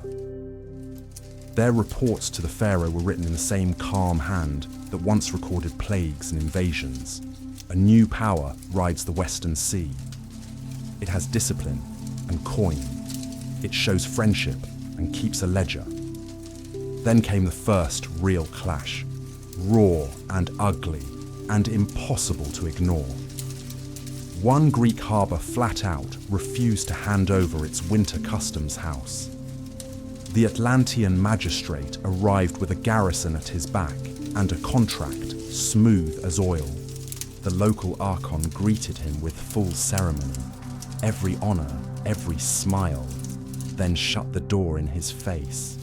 The admiral brought the fleet into the roadstead and showed his decks, row upon row of bronze rams catching the sun like a promise of pain. The archon sent boys scrambling for stones and told the women to carry water to the walls, because some things are worth fighting for, even when you know the odds. A quarrel that might have ended with wine and handshakes now had an audience and an arena. Arrows flew. A trireme tried to force the narrow harbour mouth and took a jar of burning pitch square on the deck, flames leaping high while the crew screamed and leapt into the sea, cursing the sky itself. The island commanders brought up more ships as the light bled from the day and tried again. The mouth held. Night fell with the harbour still free. Atlantis backed water, formed a perfect ring of death outside the bar, and waited for hunger to do what bronze could not. Word of the siege ran along the islands faster than fire in dry grass. Some towns saw the writing on the wall and sent envoys racing to cut deals before steel ever spoke. Others bristled like wolves and called every man who could hold a spear to the walls. In Athens, the talk in the porticos turned sharp as a blade. This city that had known hard choices since its first stones were laid, had never been shy of argument. Old sailors who'd spent their lives reading wind and wave begged for caution. Young firebrands with fresh scars from border fights stood up and roared that some things have to be fought for, remembered forever, or you're not a city at all. The priests of Athena spoke soft and steady. Wisdom is not delay. Courage is not rashness. Behind closed doors, the generals opened dusty lists of oarsmen and seasoned timber and started counting. The city that loved reason more than life itself was quietly, carefully preparing for a test that no amount of brilliant words could win alone. Through all the noise and fire, the island fleet never stopped moving. One squadron drew a cold line straight across the Gulf, touching at towns that had paid their dues to Athens for generations. Another climbed the island chain toward Attica itself, never anchoring under the walls, just far enough out to be seen. Scouts in small boats, tasting the temper of the shore like a hand-testing bathwater. A people who'd spent centuries being courted by every power under the sun could tell the exact moment the courtship turned into weighing them for slaughter. And out there, on the wine-dark sea, under a sky that didn't care who won or lost, the storm that had been gathering since the first proud heartbeat finally began to show its teeth. Oh my God, can you feel the whole coast holding its breath? All along the jagged shores of Attica, the Athenians lit signal fires that leaped from hill to hill like frantic heartbeats in the night. Orange flames screaming, "They're coming, they're really coming." Runners, legs burning, lungs on fire, raced the old roads between Piraeus and the city so fast that news arrived still hot, still alive, never going stale, while a man bent double trying to breathe. Can you imagine the dust they kicked up, the desperation in every footfall? By late summer, those pretty red lines on the Atlantean Council board had turned into real wakes, cutting the sea like scars. The island had slammed its fist down on the western routes, planted heavy hands on every river mouth and choke point strait, scattered garrisons across the hills like a farmer sowing iron seed, watching every good harbour with cold, patient eyes. And now they had drawn a living circle around the Greeks, those loud, proud, impossible people who argue about everything under the sun, and basically said, "Okay, boys, time to debate the worth of your own freedom, and this time the vote is final." That debate was about to leave the cool shade of the porticos and spill out onto blood-wet sand and churning water, where the last word isn't a sentence, it's a spear through the chest. Are you ready for this? Because Athens sure was. Athens met the hour with that rock-steady calm you only get from a city that stared down death 100 times before. At first light, the Pnyx was packed shoulder to shoulder. Men who'd been yelling about road repairs and grain stipends the week before now stood silent, faces carved from stone, weighing a balance heavier than any they'd ever held. Messengers fresh off the boats from the islands stood up and spoke of red-beaked monsters riding just beyond the headlands, hulls so close you could almost read the fear on the rowers' faces. A pilot, voice raw from screaming orders all night, told how the blockade tightened every evening like a rope in a rigger's hands.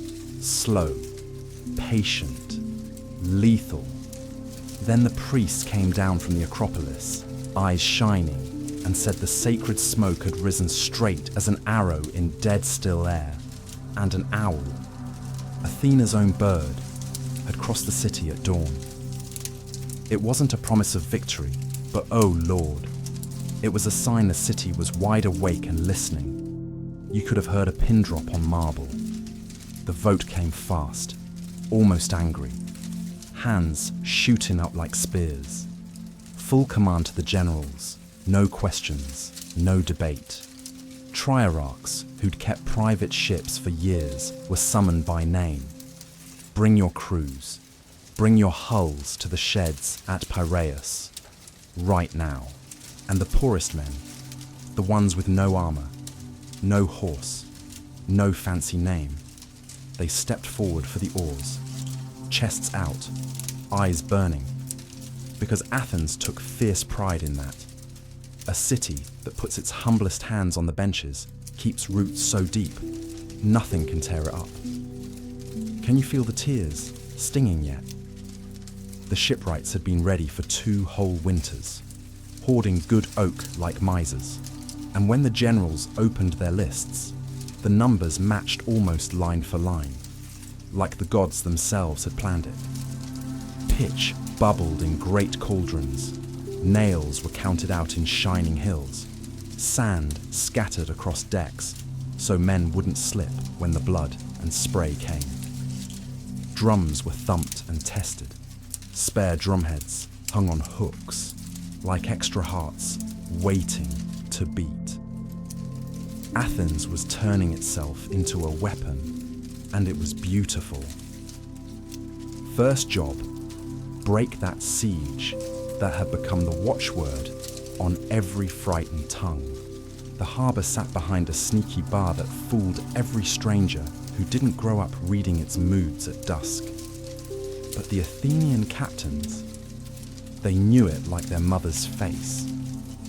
They slipped out with a small, wolf-quiet force as the light bled from the sky, letting the tide carry them sideways across the outer roadstead, hugging the shadow of the headland until the last possible heartbeat.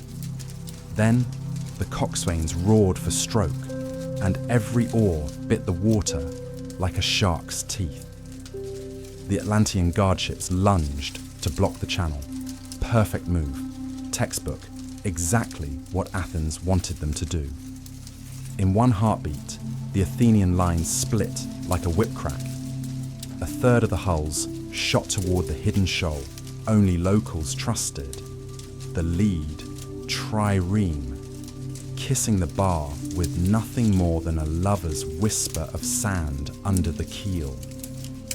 She came in at a vicious angle that turned the whole blockade into a trap, with the Atlanteans suddenly on the wrong side of it. The rest of the fleet drove straight at the guard line like a bronze fist, rams punching lanes wide open. Grapples flew, boarding planks crashed down, and suddenly fishermen who'd spent their lives mending nets came screaming out of doorways with the same knives they'd cleaned fish with since childhood, slashing enemy moorings like they were gutting tuna. By the time the sun cleared the hills, the strait was open again, the customs house safe, and the grain jars would be counted by the men who'd built the city with their own sweat and blood. It was a tiny victory on a map, but in every Greek heart, it felt like the whole world had just turned.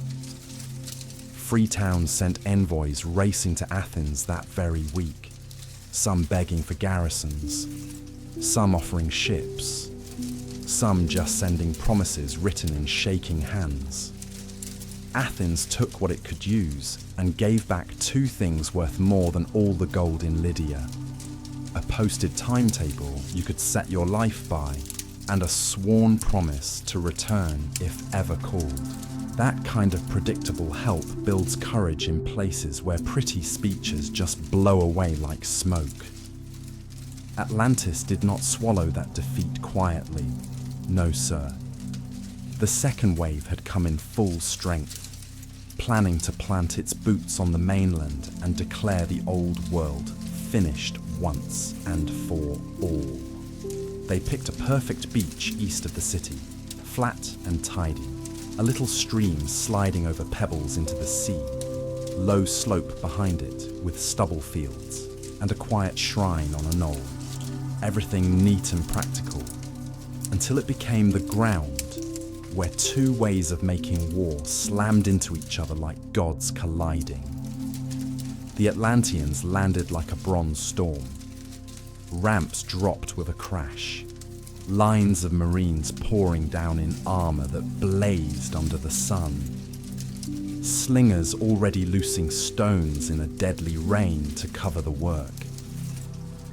Engineers ran forward with stakes and woven mats, throwing up breastworks before the sun was high.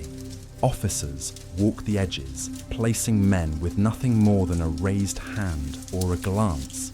No wasted words, because they'd practiced this exact dance 1,000 times under the red walls back home. Now they did it with salt in their noses and death in the air.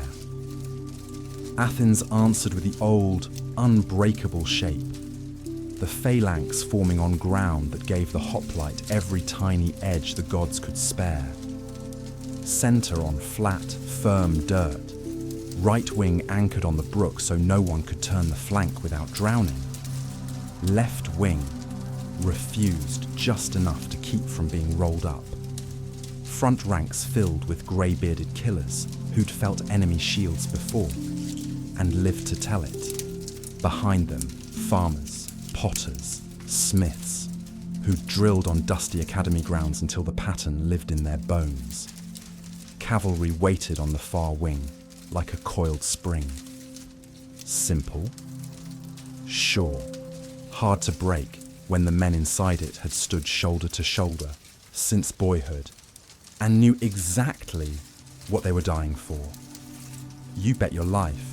First blood belonged to slings and bows, stones whistling long and true, Athenian arrows coming back in furious volleys, hunting officers and standard bearers. Then the horns sounded and the lines walked forward, slow, relentless, inevitable. The Atlanteans threw their weight into a wedge aimed straight at the Athenian center, trying to split it like an axe splits wood. The hoplites answered with that terrible, patient push that has ended more arguments than any speech ever written. Shields locked, spears stabbing over rims, under rims, into any gap a lifted helmet offered. The noise was beyond screaming, like a bronze door being forced that absolutely will not give. The little stream on the right ran red, where men fell, still trying to keep formation. The line bent, oh God it bent, but it did not break. Twice the islanders shoved so hard, the center gave ground the exact length of a spear. Twice the old wolves in the front rank took one deliberate half step, planted their feet, and the wall was whole again. On the left, the refused wing soaked a hail of stones that bruised flesh but never broke bone. On the far right, the cavalry waited, patient as death, then surged forward in one short, perfect charge that scattered a handful of slingers and sent the rest running like rabbits. Small gains, tiny gains. But when the day is long enough, small gains decide everything. The turn came when the Atlanteans, desperate, risked everything on the beach. Fresh companies pounded down the ramps to throw their weight into the push, but the tide was in, and the wet pebbles betrayed every foot. The Athenians saw the stumble, felt it in their blood, and answered with a press so measured, so calm, it was almost gentle, like a carpenter easing a joint home. 3 paces as one man, spears bit, shields leaned.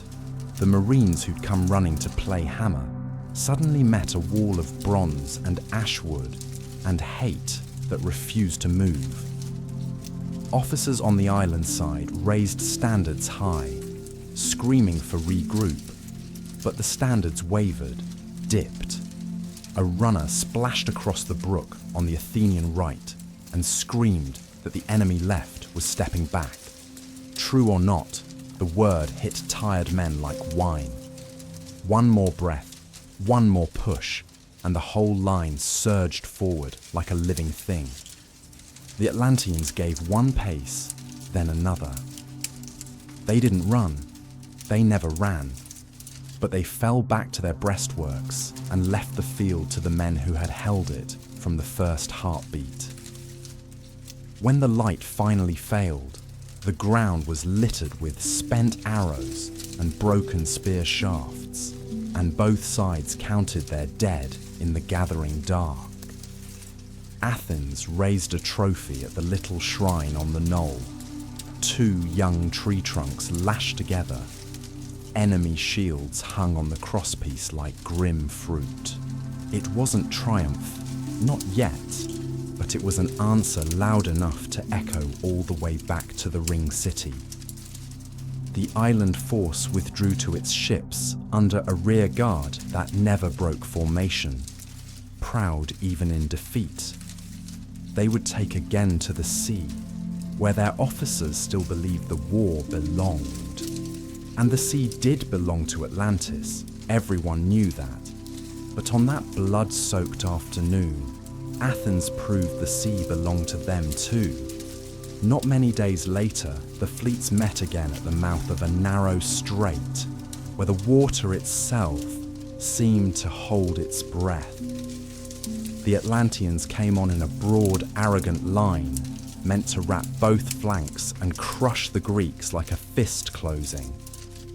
The Athenians chose the cramped, murderous water where numbers mean nothing, and skill is paid for in blood and split seconds. Signals snapped from mast to mast faster than thought. Athenian captains kept their files tight as harp strings, eyes hunting for the tiniest gap. Twice they pulled the Diek+, that perfect, vicious maneuver, sliding a bronze beak between enemy bows and shattering whole banks of oars into splinters so a path opened where none had been a heartbeat before. When the islanders tried to answer with a wheel and a hard charge, the Athenians turned inside them like dancers and carved exposed sterns to kindling. The fight raged all morning, smoke hanging low, the sea stinking of pitch and pine and sweat and terror. Men on the benches pulled until their hands bled raw. Drummers beating time with a fury that kept order inside absolute chaos. By noon, the water was a graveyard of broken spars and floating shields. The islanders had lost rams and whole crews they couldn't replace in a month of Sundays. Athens had bled too, ships burning, good men gone, but they had learned the sweetest lesson of all. The enemy could be handled, could be hurt, could be beaten when a captain kept his head cool and never chased a kill into water that would kill him back. And out there on the wine-dark sea, under a sky that had watched men kill each other since the first spear was sharpened, the war settled in for a long, bitter season. Because neither side was done, neither side would ever be done, until one of them stood over the other's burning ships and asked the oldest question of all. Was it worth it? Oh, mercy! When that afternoon wind finally freshened across the strait, the Athenians didn't cheer, didn't gloat. They simply backed water with the calm of men who had just looked death in the eye and blinked first. Hull to hull, they formed a living wall, prows out like a hedge of bronze spears, lines lashed tight, daring the islanders to come test it. And the islanders, bleeding, stunned, weighed their chances in the space of one held breath and turned away. They turned for open sea with their wounded in tow, sails catching the wind like broken wings. And every Greek heart on that water knew the world had just shifted under their feet. That single afternoon didn't end the war. No, but it shattered an illusion so completely you could almost hear it break across the whole sea. The great power from the west could be stopped, could be bled, could be made to turn tail by one city that simply refused to give up its straits and its beaches. Can you imagine the roar that went up when that truth sank in? Towns that had been holding their breath for months suddenly exhaled and sent grain, sent men, sent everything they had without waiting to be asked twice. Even the Spartans, those hard, proud men who hated Athenian ways with a passion, sent their scarred veterans to hold mountain passes where an island landing might still try its luck. Islanders who'd spent lifetimes arguing over fishing rights now launched lightboats to shadow the enemy and light signal fires from headland to headland the instant a red ram appeared on the horizon. That web of small, frayed loyalties the Greeks had nursed for generations suddenly pulled tight as a drum, because Atlantis had given them the one thing they'd never had before: a common enemy big enough to scare them into the same boat.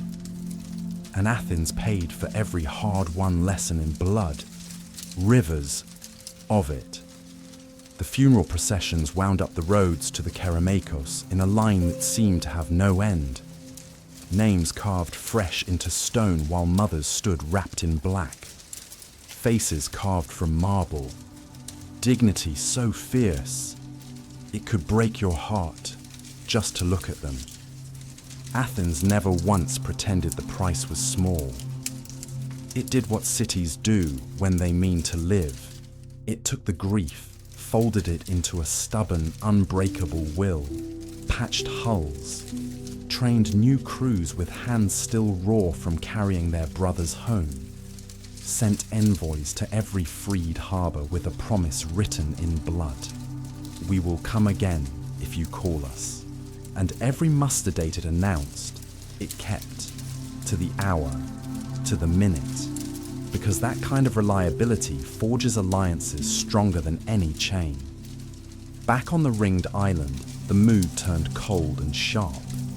Councilmen who'd once spoken so easily about destiny now sat hunched over tables, talking in tight voices about grain measures and marching months. Garrisons far from home screamed for supplies and coin that were suddenly stretched thin. Captains begged for oarsmen they could trust not to break when the next order came. The great red pillar in the temple still caught the torchlight and threw it back like Judgment Day. But the words carved into it no longer sounded like a boast. They sounded like a warning echoing down empty corridors. Power that had marched out expecting parades had stumbled into a real fight, and a realm that loved perfect plans had slammed into an enemy who could read water and time, and make both dance to an older tune. So the clash of cities settled into a long grinding strain that wore grooves into every heart. The West clung to its ringed centre and counted its losses like a miser counting coins. The East held its resolve and counted the days until the next summons, like a lover counting nights until reunion. Between them lay the sea, ancient, patient, merciless, remembering every proud fool who ever thought he could master it. It rewards the patient, punishes the proud, and it was already gathering the next reward and the next punishment far beyond any human sight. And then the warnings began. Small, quiet ones at first. The kind you can almost talk yourself out of noticing. The warm spring in the precinct ran hotter than living blood for a whole week, then suddenly went dull, lifeless. The cold spring took on a taste no one could name.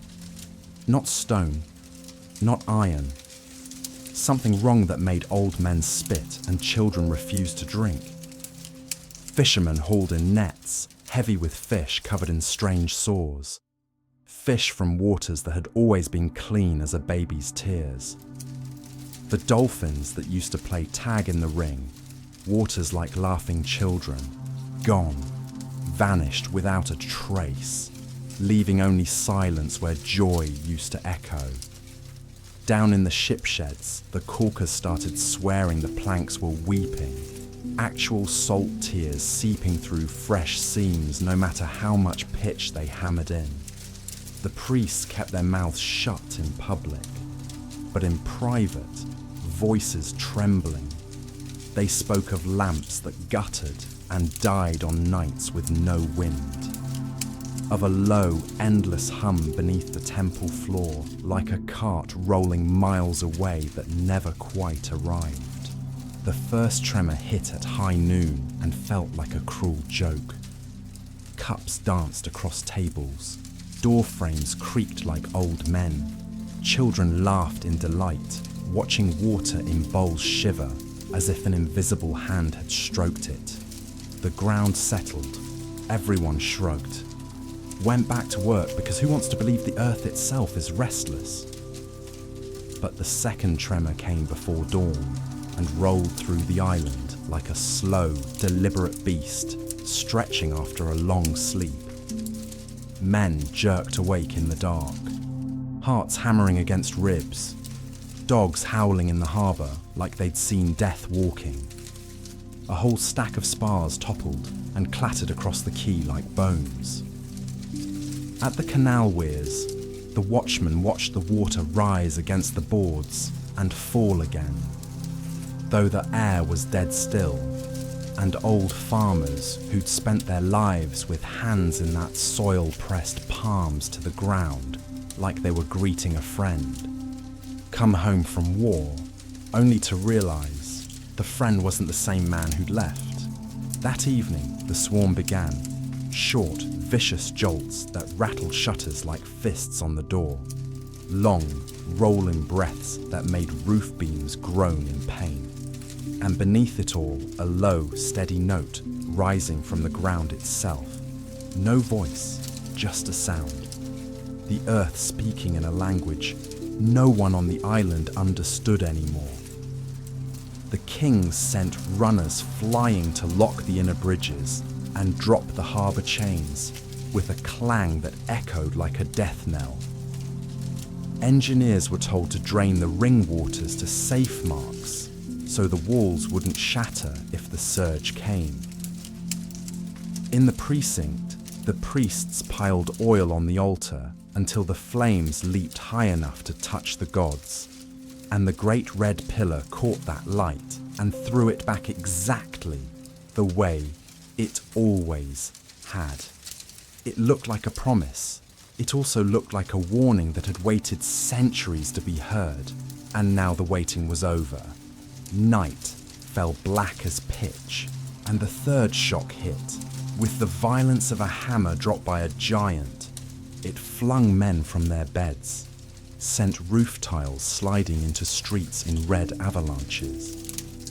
In the outer ring, the bronze plates on the walls rang against their fastenings, like every shield in the city had decided to beat itself to death. A seam opened in a quay, and the stone dropped the depth of a man's hand. From that crack, a thin, hissing jet of sand shot up like the island was a jar leaking its own life. Canal banks slumped in soft places, barges tilted drunkenly and slammed against moorings.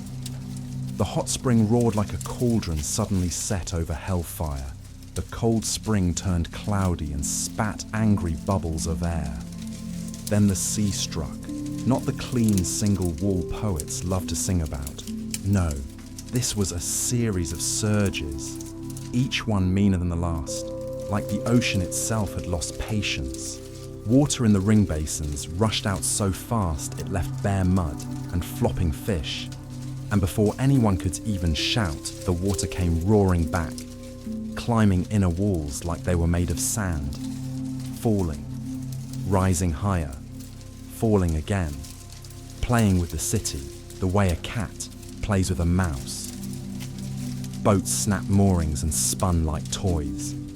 A trireme in the outer harbour broke free and slammed sideways into a bridge pier that had stood proud since Atlas himself laid the first stone. The pier held for one heartbeat. One, then cracked with a sound people would carry to their graves and shattered into pieces the next surge tossed away like straw. Fires started everywhere at once, braziers tipping in kitchens, lamps crashing. A whole row of palace roof beams collapsing in a shower of sparks, while a wind that came from nowhere whipped the flames down narrow streets straight toward the bridges. Men formed bucket lines until their hands bled raw on wet rope, passing water like their lives depended on it, because they did. In some quarters, the ground itself turned traitor. Packed courtyards liquefied into slurry that swallowed feet, ankles, then knees. Walls that had looked eternal folded like wet papyrus. A granary corner sliding off its foundation with slow, terrible grace that tore screams from watchers' throats. But the temple held its fire. The priests moved from lamp to lamp, keeping the flame alive, while the great statue of Poseidon loomed above them, eyes fixed on a horizon no living man could see. Twice the smoke hung motionless in dead air. Twice a sudden gust raced through the cellar and bent every torch, as if a storm with murder in its heart had walked straight into the hall. The oath court filled with people who couldn't stay away, drawn like moths. The kings came barefoot, no robes, no crowns, just men standing on cold stone because the old stories swore the god listens better to mortal feet. They laid shaking hands on the red pillar and begged, voices cracking, begged for time, begged for mercy. The pillar gave back only the dull, hollow ring of their own words. Far below, something answered. Not a god, not a man. The last hour before dawn ripped the island wide open. The great plain beyond the rings dropped, just a little, like the earth had inhaled and forgotten how to exhale. Water gushed from canals and spread where it had never been invited. In the ship sheds, a single, long crack raced down a carved door and stopped at the hinge, neat as a knife cut. In the inner ring, a street seam split and shoved pavement up into a ridge, tall as a kneeling man. Wounded were dragged across it, and then it sagged again like a living thing that had given its last strength. Then the wave came, no pause, no mercy, climbing the outer wall until the bronze went dark under green water, leaning, and finally pouring over. The force punched timbers through stone and flung a fishing boat so hard against a building, its stem stuck in a window like a spear. People ran for the central hill because every instinct screamed the center was safe, but the rings that had always protected them turned into death traps. Bridges twisted and snapped. The ones that held became killing floors as too many bodies pressed onto spans built for oxen and slow carts. On the hill, the kings tried to wrestle order from chaos, sending runners to clear paths to the high fields, to fetch water and blankets for the temple square. Some runners never came back. The streets had rearranged themselves while they ran. Engineers arrived white with dust and spoke truths no one wanted. The inner wall breached in 3 places. Red plates hanging like scales on a gutted fish. One drawbridge dropped into the basin and stuck at an angle that turned it into a perfect slide for the next wave. And the next wave was already coming. You could feel it in your bones before you saw it. The sea drawing breath for the final blow. And every soul on that crumbling island knew, with the cold clarity that comes right before the end, that the gods had finally remembered who they were. Oh God, when that first pale light finally touched the horizon, every soul left alive felt hope rise like a bird in the chest, just for one heartbeat, just long enough to believe the worst was over. And then that hope plummeted straight into the sea, because out there, where the sky met the water, a line appeared that was not a normal swell, not a wave, not anything human eyes were meant to see. It ran straight as a bronze blade, faster than any ship could ever sail, and the ocean beneath it seemed to draw back and sink, like the sea itself had suddenly changed its ancient mind about where it belonged. Can you feel the terror of that moment? The way the air went thick and every throat closed. Men who had faced death in battle 100 times and laughed felt fear now, cold, heavy fear that sat on their chests and refused to let them breathe. That line rose into a wall of water carrying broken hulls, whole trees, roofs torn from houses, the garbage of a world being unmade.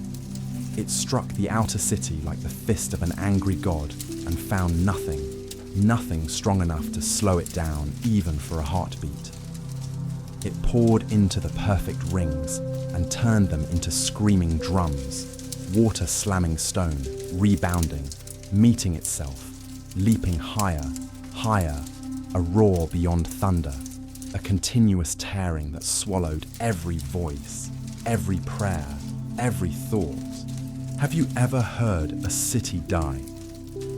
That was the sound. The temple took the blow like a warrior taking a spear to the heart. Columns stood proud for one impossible second, then leaned as if listening to something terrible rising from the deep earth. A corner of the roof ripped away, and daylight, cruel, indifferent daylight, fell into a place that had never known anything but torch glow and reverence. The great statue of Poseidon stood unmoved, eyes fixed on a horizon that no longer existed, watching his own city drown. The priests refused to leave their post. Stubborn, faithful old men carrying the sacred flame from lamp to lamp while the floor bucked beneath them like a living thing. Then the crack came, black, hungry, racing between altar and pillar. The pillar itself trembled, plates of red orichalcum shrieking as they shifted, and those old priests, men who had polished that metal with oil and love for decades, threw themselves against it with bare hands, trying to hold it upright like it was a dying brother. The second surge took them, lifted them, smashed them against the far wall like dolls. When the water pulled back for one gasping breath, the pillar still stood. One heartbeat later, the floor beneath it collapsed in a block the size of a house, and the pillar slid, slow, majestic, terrible, vanishing into blackness with a sound like the deepest bell on earth, tolling once and never again. The central hill became an island on an island, the last scrap of Atlantis, above water. People stood in the thinning crowd, staring like they'd forgotten how to blink. Some whispered children's names over and over like a charm. Some prayed with no sound, lips moving against nothing. Some just stared at the torn red plates scattered across the ground like autumn leaves from a tree that would never grow again. A handful of soldiers, faces carved from grief and duty, formed a cordon at the one stair still leading down to a patch of dry ground, passing people through with gentle hands, never once looking up when the next tremor sighed dust from the cracked stones overhead. They knew what they were doing, buying minutes with their lives. Out on the plain, the order that had taken generations of sweat and genius to build unraveled in a single hour. Field terraces slumped into brown rivers. Canals burst their banks and carved new paths that laughed at every boundary stone and record book. Storehouses, measured to the finger's width, folded like paper and spilled their grain into the mud. In the distance, hills that had worn soft blue with age suddenly looked sharp and young and furious. Great boulders tearing loose and bounding down slopes, smashing centuries-old groves the way a farmer swings a scythe through wheat. The earth was harvesting its own children. The sea refused to stop. After the greatest surge came smaller ones, mean little brothers that found every new crack and ran through streets like thieves, snatching people from doorways and hurling them onto heaps of timber that had been walls just moments ago. And then came the last wave of the morning. No foam, no drama, just a long, slow, merciless rise that lifted everything still floating, boats, bodies, roofs, and moved it all like a giant rearranging furniture. When it finally fell back, it left fishing boats perched on second-story balconies, and one proud trireme laid across two collapsed houses like a bridge built by a careless titan. The silence that followed wasn't peace. It was the hush after a scream when the voice is gone. Smoke rose in thin, hopeless lines, from fires too wet to burn and too stubborn to die. The smell was salt and ash, and the sweet rot of crushed grain, and the sour stink of mud dragged up from places the sun had never touched. Birds were gone, flown or drowned. Dogs stood trembling or simply lay down and never rose again. The sun climbed higher and showed everything, showed it mercilessly, and took from no one the burden of seeing. By noon, only the central hill and a few higher knuckles of land still stood above the water. The rest of the ring city was a nightmare of broken stone, flooded courts, and channels that now belonged to the sea forever. The Great Plain lay under a sheet of lazy brown malice that moved when no wind blew. The harbour mouth had shifted overnight, the bar opening where no channel had ever been, and closing where generations of pilots had trusted their lives. The ship sheds were broken toys. The ring bridges looked like teeth in a jaw smashed by a giant's fist. And everywhere, the red metal that had once blazed with pride lay torn and twisted, catching stray sunlight in hard, bright scars across a landscape of pure ruin. But survivors, God bless them, survivors began to move with that fierce purpose grief can delay, but never defeat. They gathered the living, carried the wounded to the highest stones, on litters hammered together from door planks and broken poles. They counted children out loud, over and over, because stopping the counting would mean admitting some names were gone forever. Sailors who still had boats, bless every calloused hand, brought them to the new water's edge and ferried people off in loads that looked too small to matter, but were everything. Engineers, faces grey with dust and exhaustion, marked safe paths in charcoal on shattered walls. Here, the ground still holds. There, it will swallow your foot to the hip. The king stood in the square before the ruined temple with a handful of guards and a calm that only comes when a man has nothing left to lose, and they did not waste breath pretending Atlantis could be saved. They began, with breaking hearts, to save Atlanteans, one soul at a time. Toward evening, the tremors finally faded into a restless shiver you felt in your bones more than heard.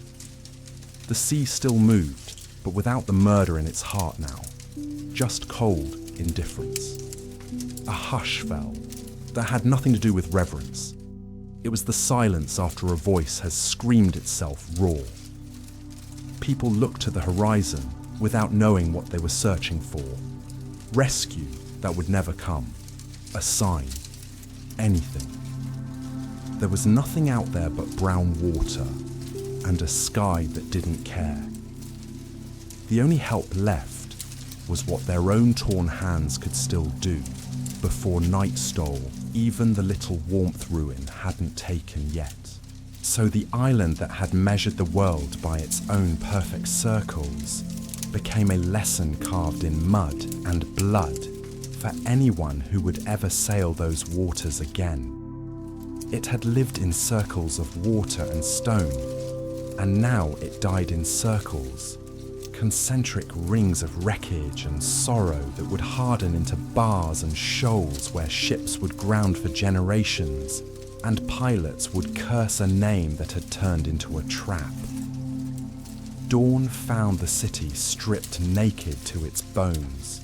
The earth's storms had quieted to a tremble that only whispered dust down broken walls. Smoke curled from fires too wet to catch. The sea moved in slow, indifferent heaves, pushing wreckage against every stair that still stood. The kings gathered in the square before the fallen temple and chose the only work left: save whoever can be saved. They sent men to the highest stones with whatever water skins and blankets could be found. They sent boys with chalk to mark safe paths across the cracking hill. They sent the old to sit where their calm voices could steady the endless counting and naming of the living. The order was simple and terrible. Save the living. Do not fight the sea. Do not chase treasure. Every hand that could still carry was given a litter.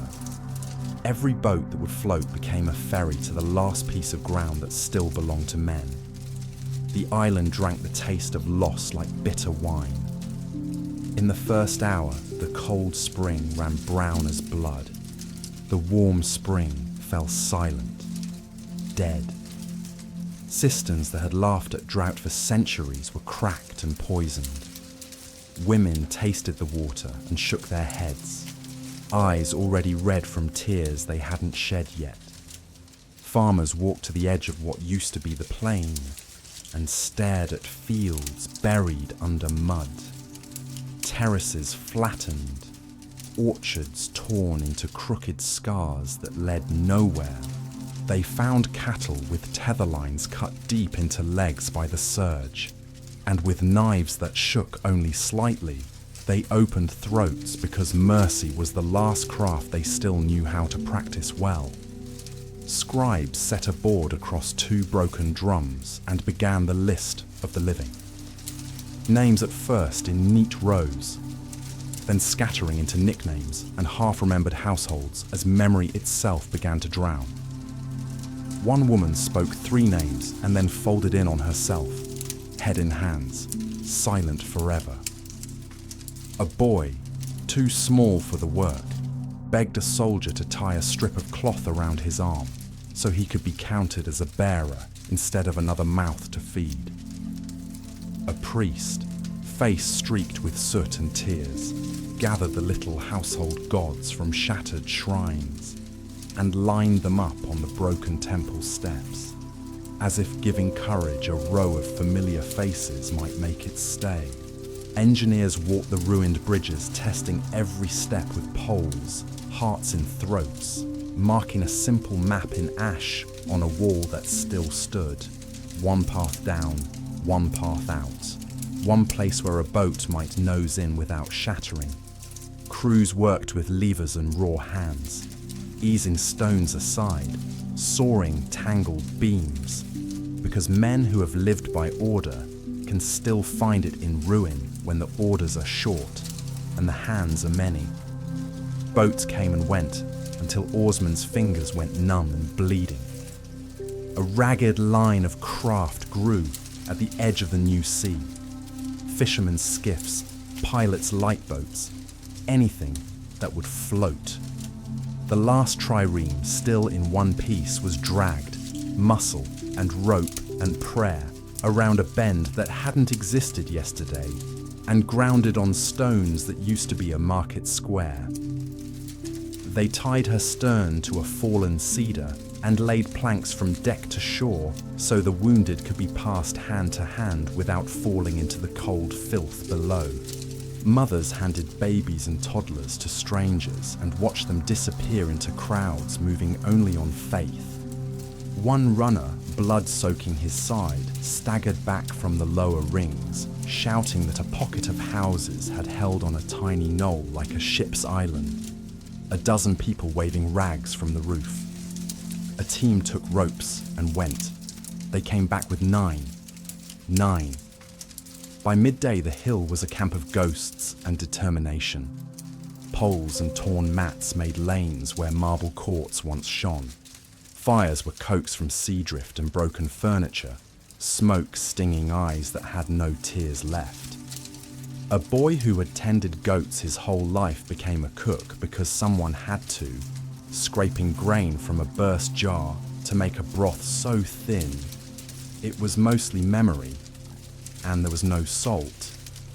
But nobody complained. Nobody, because complaint belonged to a world that no longer existed. And somewhere in that camp, on that last scrap of hill still belonging to men, the kings of Atlantis stood barefoot in the dust and began the hardest, truest work of their lives, saving whatever pieces of their people the sea and the earth had not yet claimed. Because crowns mean nothing when the ground itself turns against you, but a hand reaching in the dark still means everything. Oh mercy, mercy, look at this physician who learned to set shattered bones on quarry slopes where men fell like rain, now working without pause. Hands that never shook before now trembling only from exhaustion, pouring the last drops of wine over his knives to keep them clean, and then, when the wine was gone, boiling water over a fire made from broken furniture, because infection is a quieter killer than the sea. He looked a bone-tired soldier dead in the eye and said, voice raw, "Hold this child's arm like it's the last plank between you and the abyss." And that soldier, face streaked with mud and tears he wouldn't let fall, held so gently, so fiercely, you could almost hear his heart cracking open. Can you even imagine the love in that grip? And the island still moved. God help them. The ground jerking in little malicious hiccups that made men stagger like drunks without noticing. A sound like far-off thunder rolling out of a sky clear as glass. No rhythm, no warning, just the earth clearing its throat before it spoke again. The sea level would drop suddenly, and the ruined harbour looked like it was exhaling a dying breath. Then rise again, slow and pitiless, sliding over broken streets like it had all the time in the world and no mercy to spare. To the west, that old familiar ridge, the one that had always stood patient as an ox, suddenly dropped the height of a house in one sickening lurch and left a raw, bleeding scar of rock that looked newborn and furious. Who taught the earth to be this cruel? By afternoon, the sea pulled back farther than anyone had ever seen, exposing the bones of the rings like ribs in a corpse picked clean. Stone culverts gaping dry for the first time since proud hands laid them. Fish flopping in shallow puddles with desperate silver sides, marked by the frantic fingerprints of men who had tried, oh Lord, how they had tried, to throw them back to a safety that didn't exist anymore. Grown men ran into that stinking mud, slipping, cursing, laughing, crying, salvaging whatever the gods had left.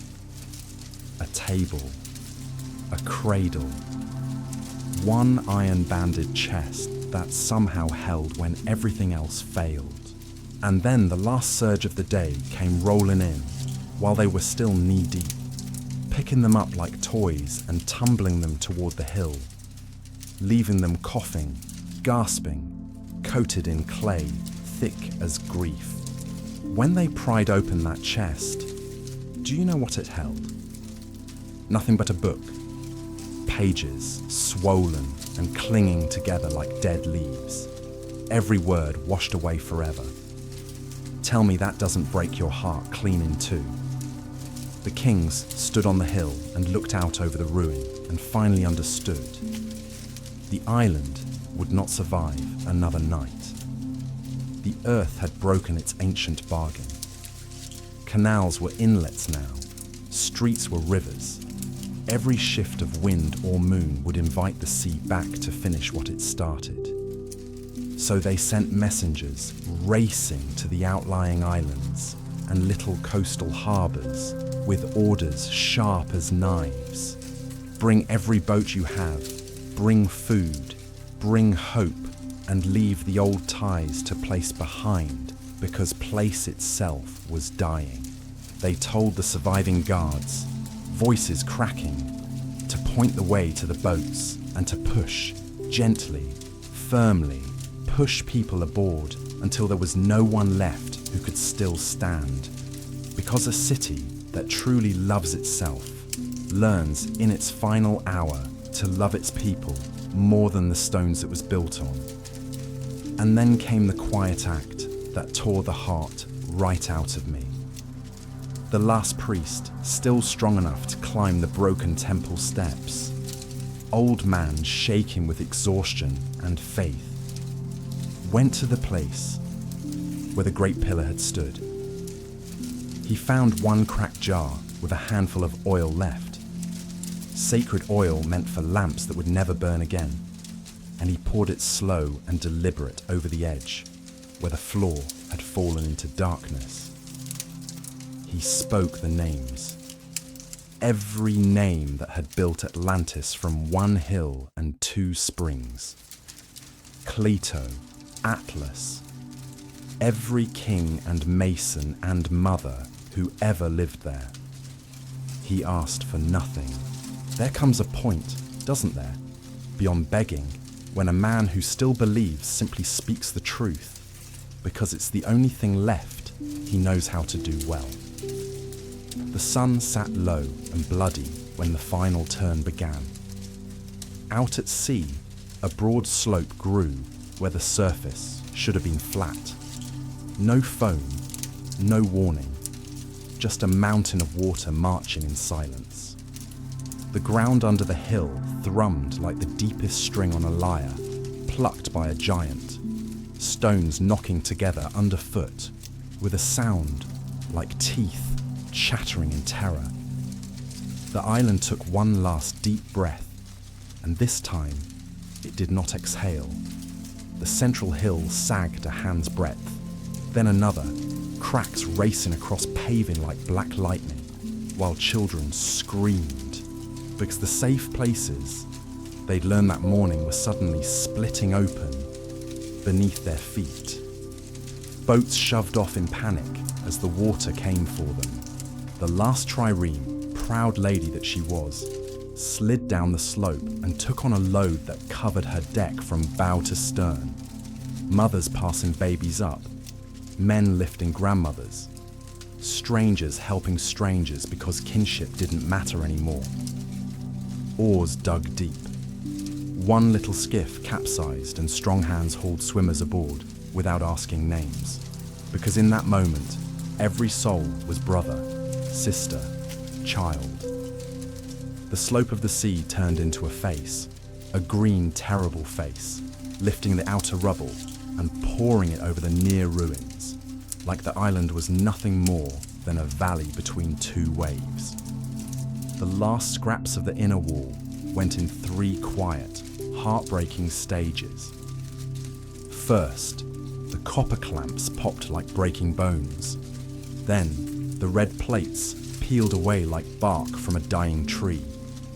Then the core itself folded, leaned, and dropped out of sight without even a splash. because the hole that swallowed it went down and down and down and didn't want to be troubled with noise.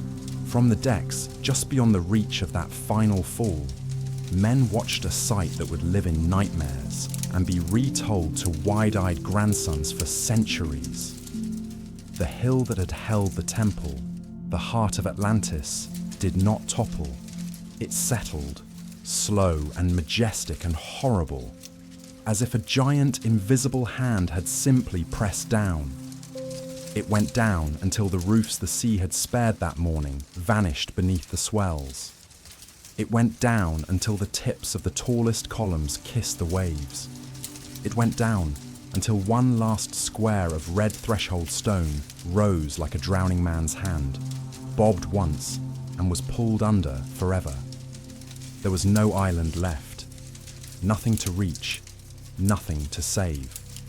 Just a boiling brown cauldron where a city had stood an hour before, and a belt of water so thick with silt and timber and the torn-up guts of the earth that no ship could cross without losing her rudder and her nerve.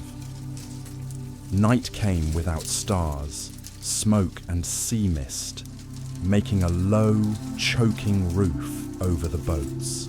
Men rowed until their hands were raw meat, and then collapsed along the benches, chests heaving, while others took their places because stopping meant dying.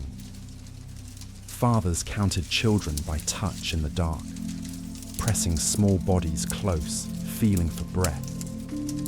Mothers held babies to their breasts and whispered into tiny ears so the words wouldn't be lost in the slap of waves against hulls. You are safe. You are loved. You are mine. The kings, those proud kings who had once worn wool crowns and judged the world, had given up every claim to thrones. They moved from boat to boat as simple bearers, passing water skins, steadying the sick, giving orders only when a single word might save a life in the next breath.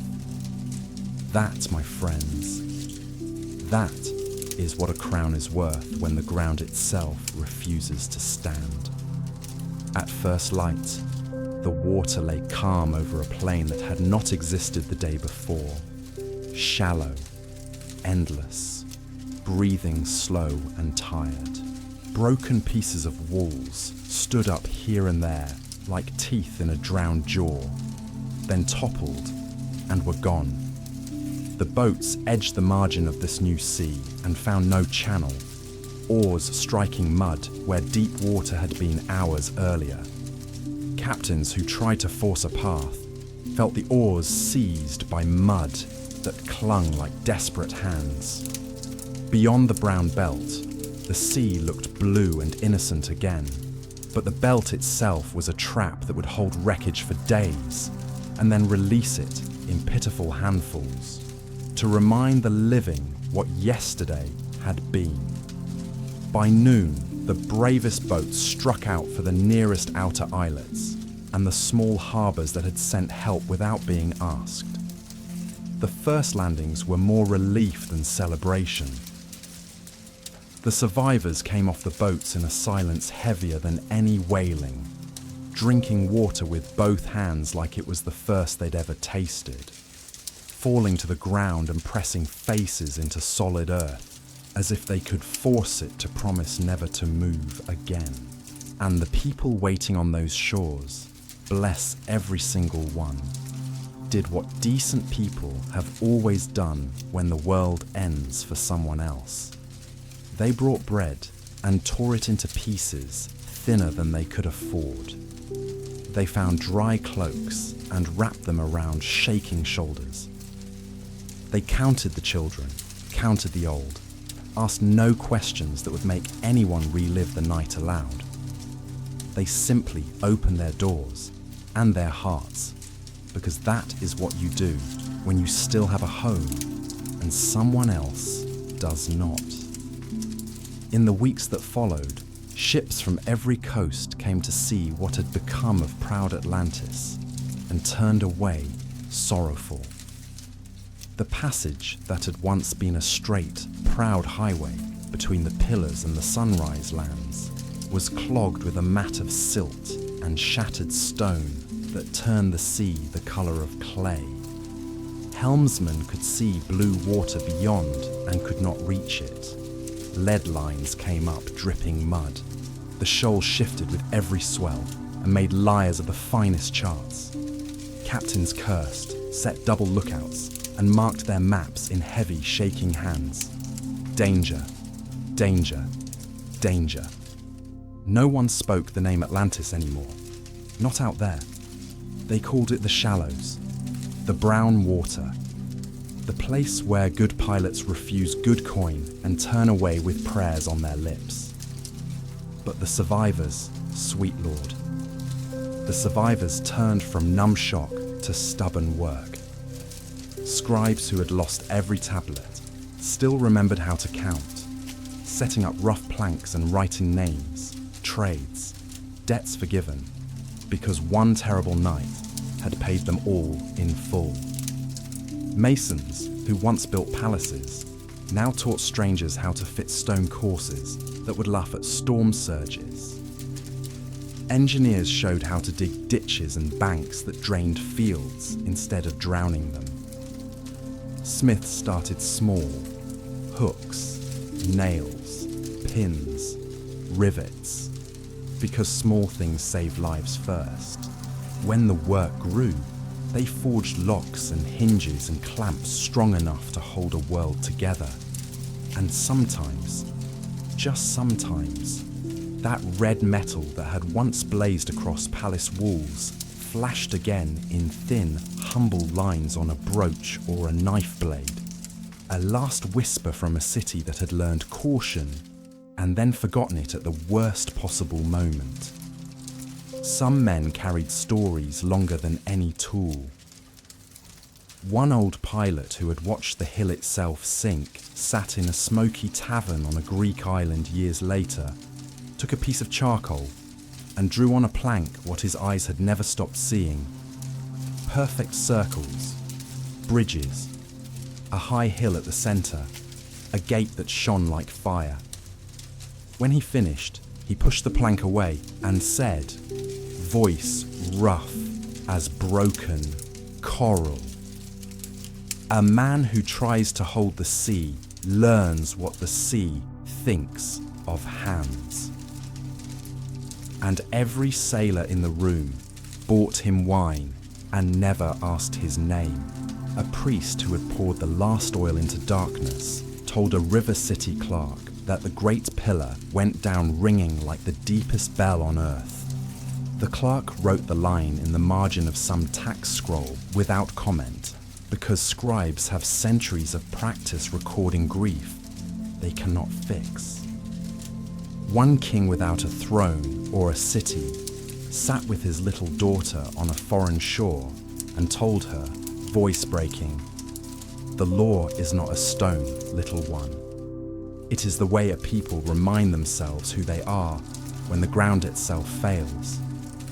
She nodded, eyes huge, and years later, when she had children of her own, she told them the same words, because some truths are all that survive when everything else sinks.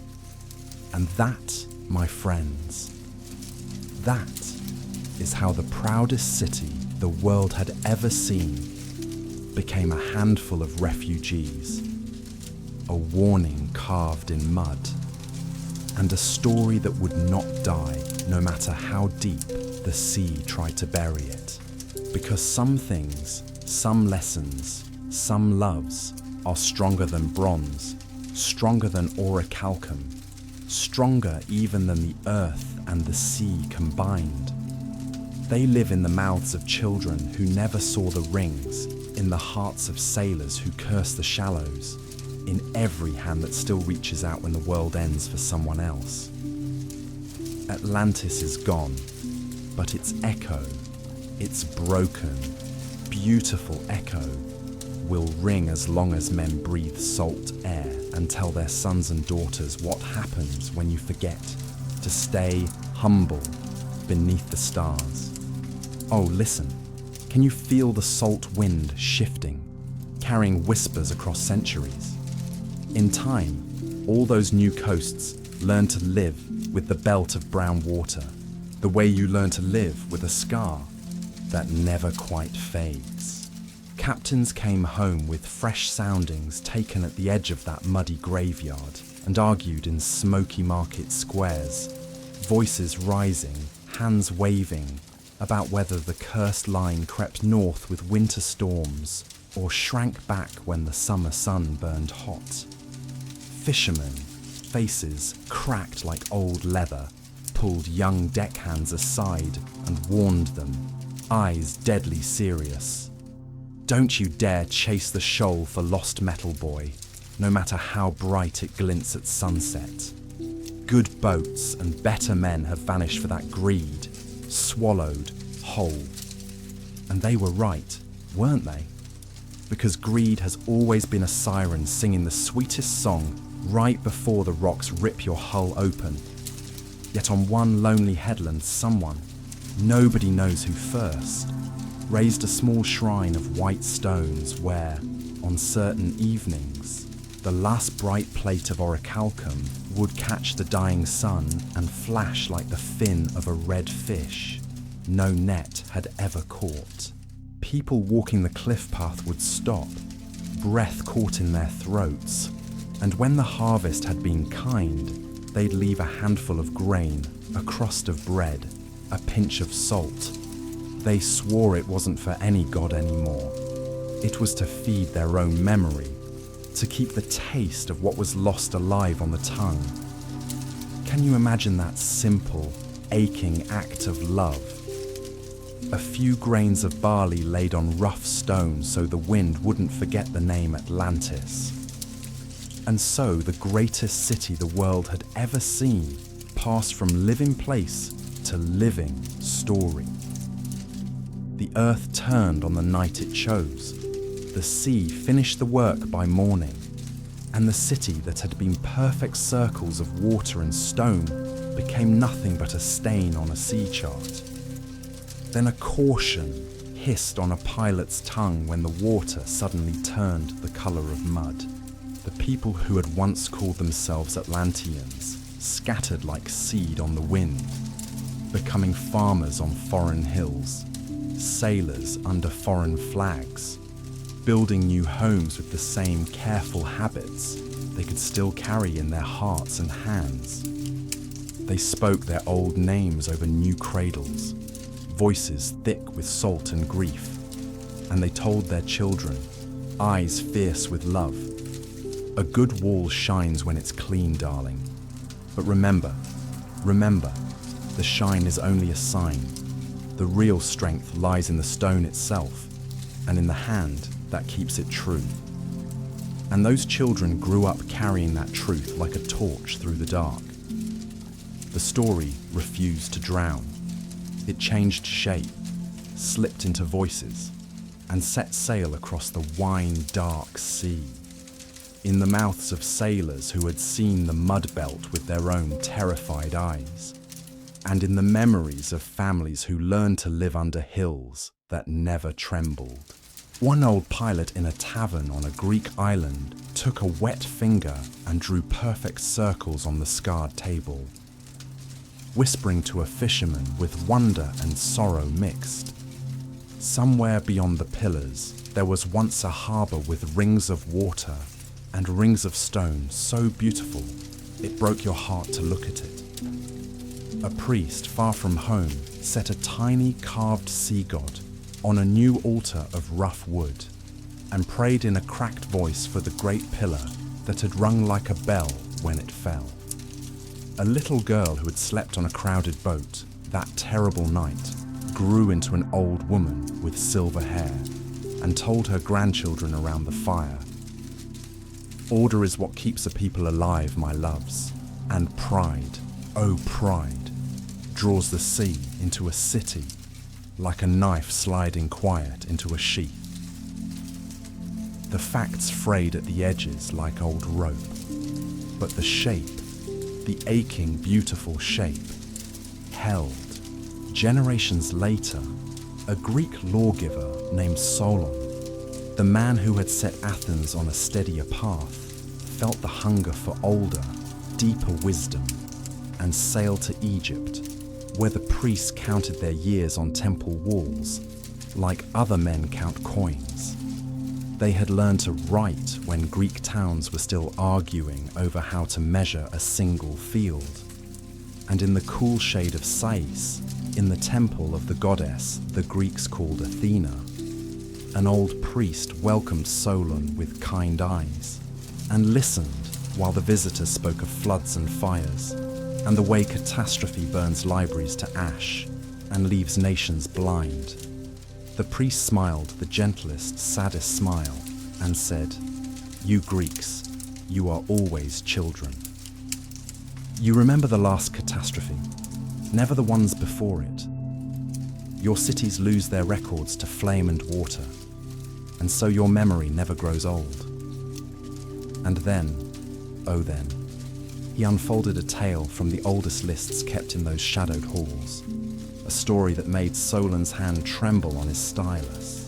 Long before any Greek could name, the priest said, there had been a great island beyond the straits that marked the end of the inner sea, lying far out where the setting sun goes to sleep on the water. Rich, strong, proud, ruled by 10 kings who were brothers by ancient blood, its fields gave more grain than any land had a right to give. Its mines poured out a red metal that laughed at salt air and kept its fire forever. Its city had a harbour built in perfect rings, a temple to the sea god, where bulls were hunted for sacred oaths, walls that flashed bronze and tin, and that strange red glow. In those days, the island sent fleets along the western road and down every coast of the Middle Sea, taking cities first under protection, then under heel, setting its heavy hand on river mouths, until finally it turned hungry eyes on the shores of Greece herself. But, the priest said, voice dropping low, in those far years a city of Athena, not yet the Athens, Solon knew, but carrying the same fierce heart, stood alone against the Western power.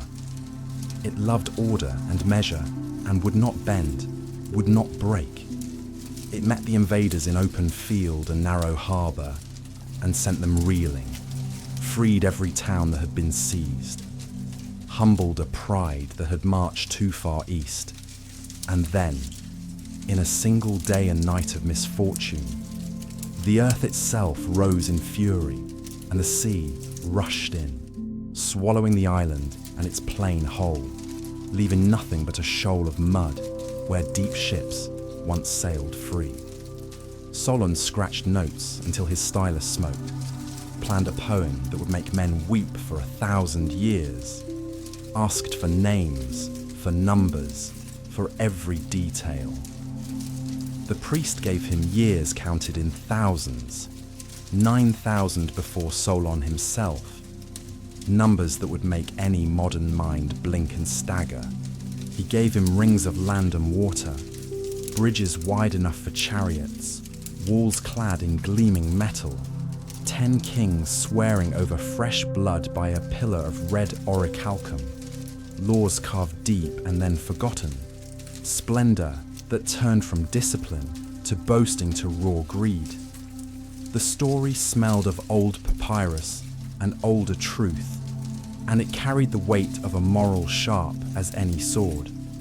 Solon carried it home like a sacred flame, passed it to his kin, planned to weave it into verse that would shame Athens into wisdom, but he never finished.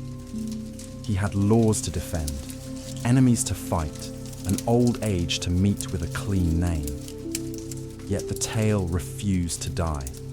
It travelled from Solon to Dropides, from Dropides to Critias the Elder, from the elder to a younger Critias, who would one day sit in the company of Socrates and feel the story burn in his chest like living fire. These are the links, the precious, fragile chain told by men who loved to set their history in perfect order. Then came Plato, in the days when Athens argued with itself and everyone else until the air rang with words, and the story found a young man who thought with a clarity sharp enough to cut marble. He had this habit, this beautiful, terrifying habit, of taking any tale and turning it into a mirror so a city could finally see its own face. Plato took that ancient Egyptian lesson and shaped it into two perfect conversations. He named the first Timaeus, after an Italian philosopher, who spoke of the making of the world and the soul within it. He named the second Critias, after the man whose family had carried the story, like a torch through the dark. The setting was simple and perfect. Socrates asked for a story that would show the virtues of a well-ordered state in action. The guests gave him one from the deep past, a city of Athena, sober, brave, just, facing a power that had fallen from its first pure measure. And then the details poured out like wine from a cracked jar. Details that sounded like memory and invention braided together. A square plain crossed by canals 100 stadia apart.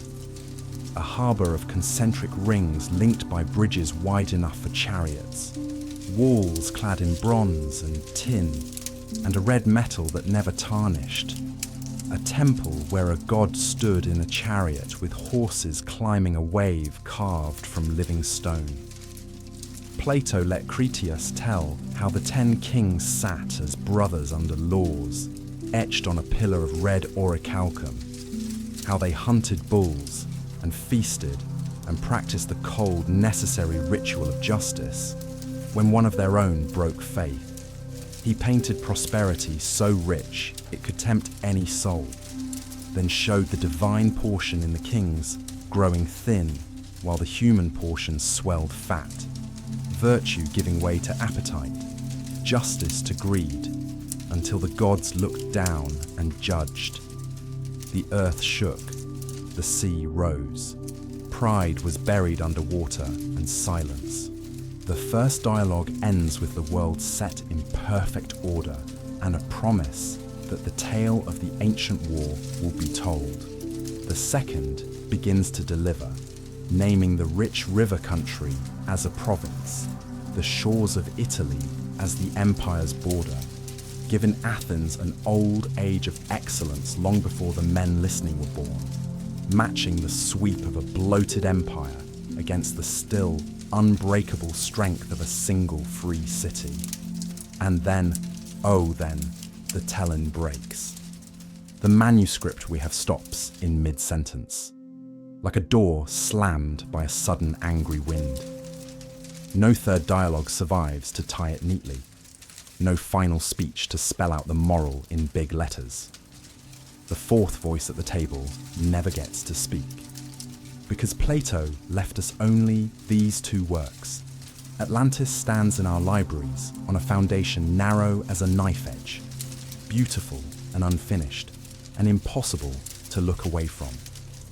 Other ancient writers toss in scraps, never enough to build a new city, just enough to keep the fire flickering. One late commentator swears a student of Plato sailed to Sais and saw columns whose inscriptions match the tale word for word. A geographer shrugs and changes the subject. A historian writing about something else entirely uses the word Atlanteans for mountain tribes and means nothing by it. A poet sighs over a western sea and gives it mood but no map. None of those fragments can carry the weight we want to heap on them. The words that matter, the words that still burn, belong to Plato, and they are framed not as a captain's log, but as a lesson sharp enough to cut the soul. What is the lesson? Plato never hid his blade.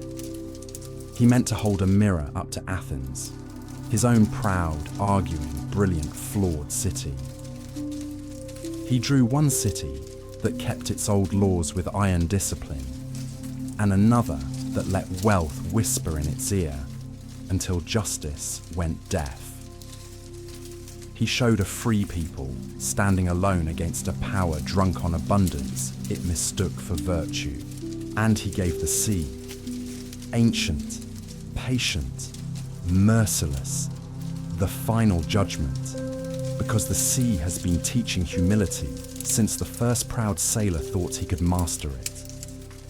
He left the story unfinished on purpose, left that door half open so every generation would have to walk through and finish the sentence themselves, so the argument would never die. So every city that ever grew too proud would feel the cold breath of salt water on its neck and remember. That's why we're still telling it, isn't it? Because somewhere inside every one of us is a little circle of water and stone, a little pride that shines too bright, a little fear that one day the sea will remember our name and come looking. Atlantis is gone, but the question it carved into the world with its dying breath still rings as clear as that falling pillar. When the earth itself turns against you, what is left that cannot be taken away? And the answer, whispered by refugees who carried nothing but stories and stubborn hearts, is this: the hand that still reaches, the voice that still speaks the truth, the memory that refuses to drown. That is what survives. That is what Atlantis, in its final heartbreaking gift, taught the world to carry. Oh, come here, lean in close, because I have to ask you something that's been burning in my chest for 2,000 years. Was that island nothing more than a real memory, carried like a fragile torch across the gulf of centuries, from Egyptian priests to Greek travelers, and finally to us? Or was it a parable dressed in marble and salt, a warning wrapped in the most beautiful clothes a storyteller ever sewed? Plato's dialogues tease us with both possibilities, and then, with that wicked smile of his, turn the question right back on every single one of us. What do you believe? What do you need to believe? And tell me truly, what kind of city do you want to wake up in tomorrow? One whose walls shine because its people still remember who they are? Or one whose walls shine because the people forgot and paid the price? Which ruin keeps you up at night? The one that rides in on foreign ships with fire and bronze? Or the one that creeps in from the inside, quiet as pride, until one morning the ground itself decides it's had enough? Because even if Plato's aim was moral, and you know it was, the man never wrote a word without a blade hidden in it. The story still sounds like a real place, doesn't it? It aches like a place.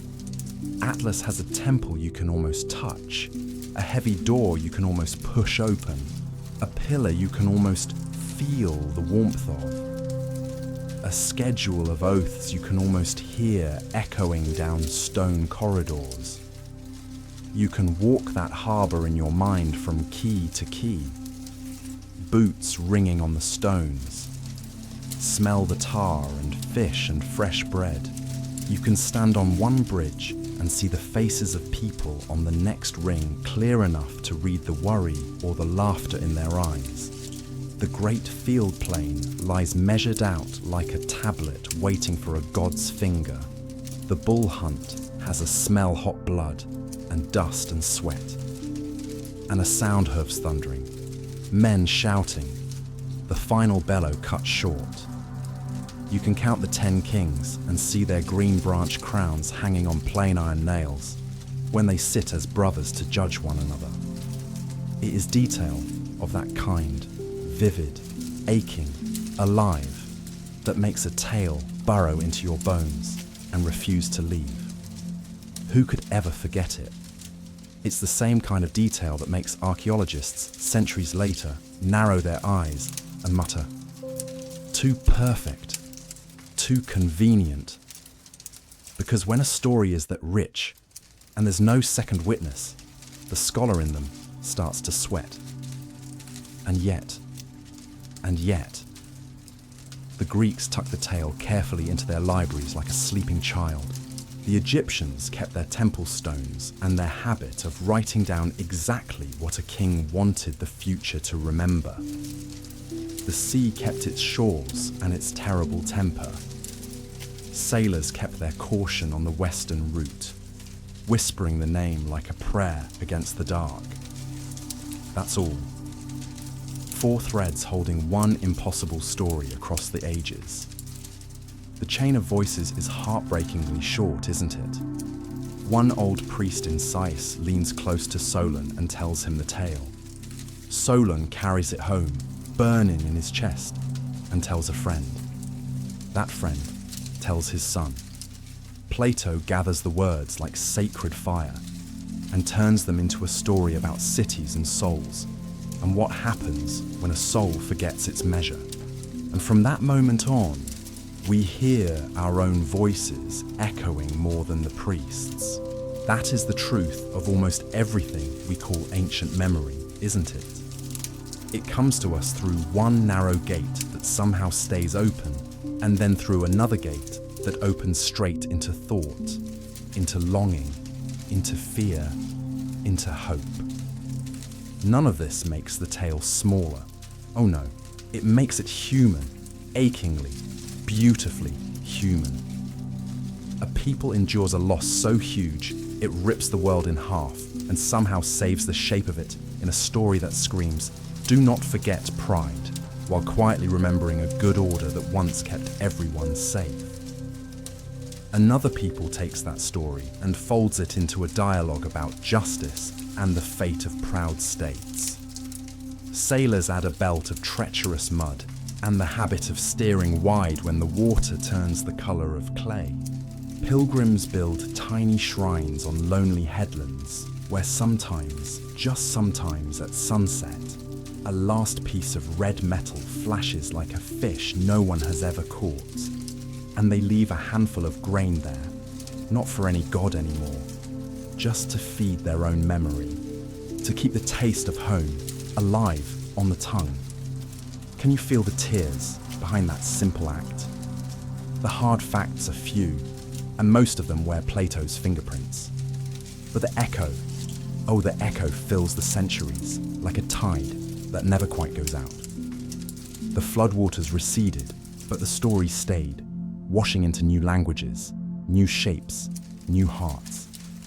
Sailors kept to the outer lanes and called that cursed stretch of brown water a snare, a trap, a graveyard. Priests spoke in hushed voices of a pillar that fell ringing like the deepest bell on earth, and the silence that swallowed everything after.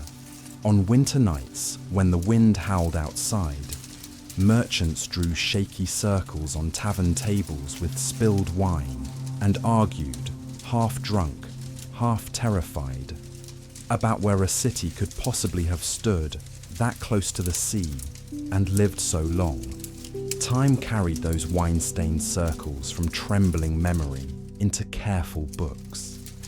The Greeks left the tale in a handful of pages that scribes would copy with religious care for 2,000 years. Parchment wearing thin from so many loving fingers, turning it over and over, trying to understand. Rome read those pages, shrugged its massive shoulders, and went back to crossing its own seas and explaining its own ruins. Later ages picked the story up again and wondered, hearts racing, if a parable could actually point to a place, a real place you could dig for. Map makers in the Middle Ages, lonely men hunched over candlelight, filled the empty Atlantic with islands made of hope and warning. Antillia, High Brazil, the island of 7 cities, names that tasted like longing. They weren't Atlantis, not really, but oh, they showed the hunger, didn't they? That ache for a western shore that might answer the oldest question in every human heart. Are we alone with our mistakes? Or did someone else make them first and bigger and pay the price so we wouldn't have to? the Renaissance poured new confidence into that ancient hunger.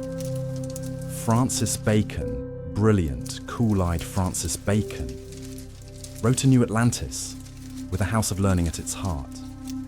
A calm, shining dream of a kingdom that prized discovery more than display, truth more than triumph. He never claimed he'd found the old island. He just borrowed the name to mark a place where reason might finally have room to grow without pride strangling it in the cradle.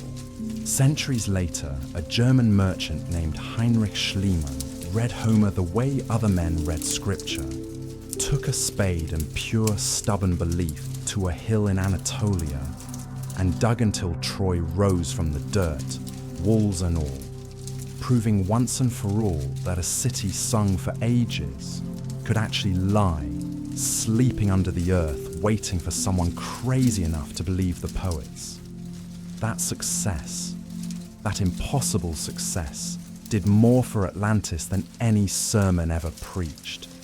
If blind Homer could lead a man to real Bronze Age towers, why couldn't Plato's words lead someone to rings of water and stone? The question lit a fire that still hasn't gone out. Then came the 19th century, and a Minnesota congressman named Ignatius Donnelly, who sat down and wrote a book that gave the old story a brand new, roaring body.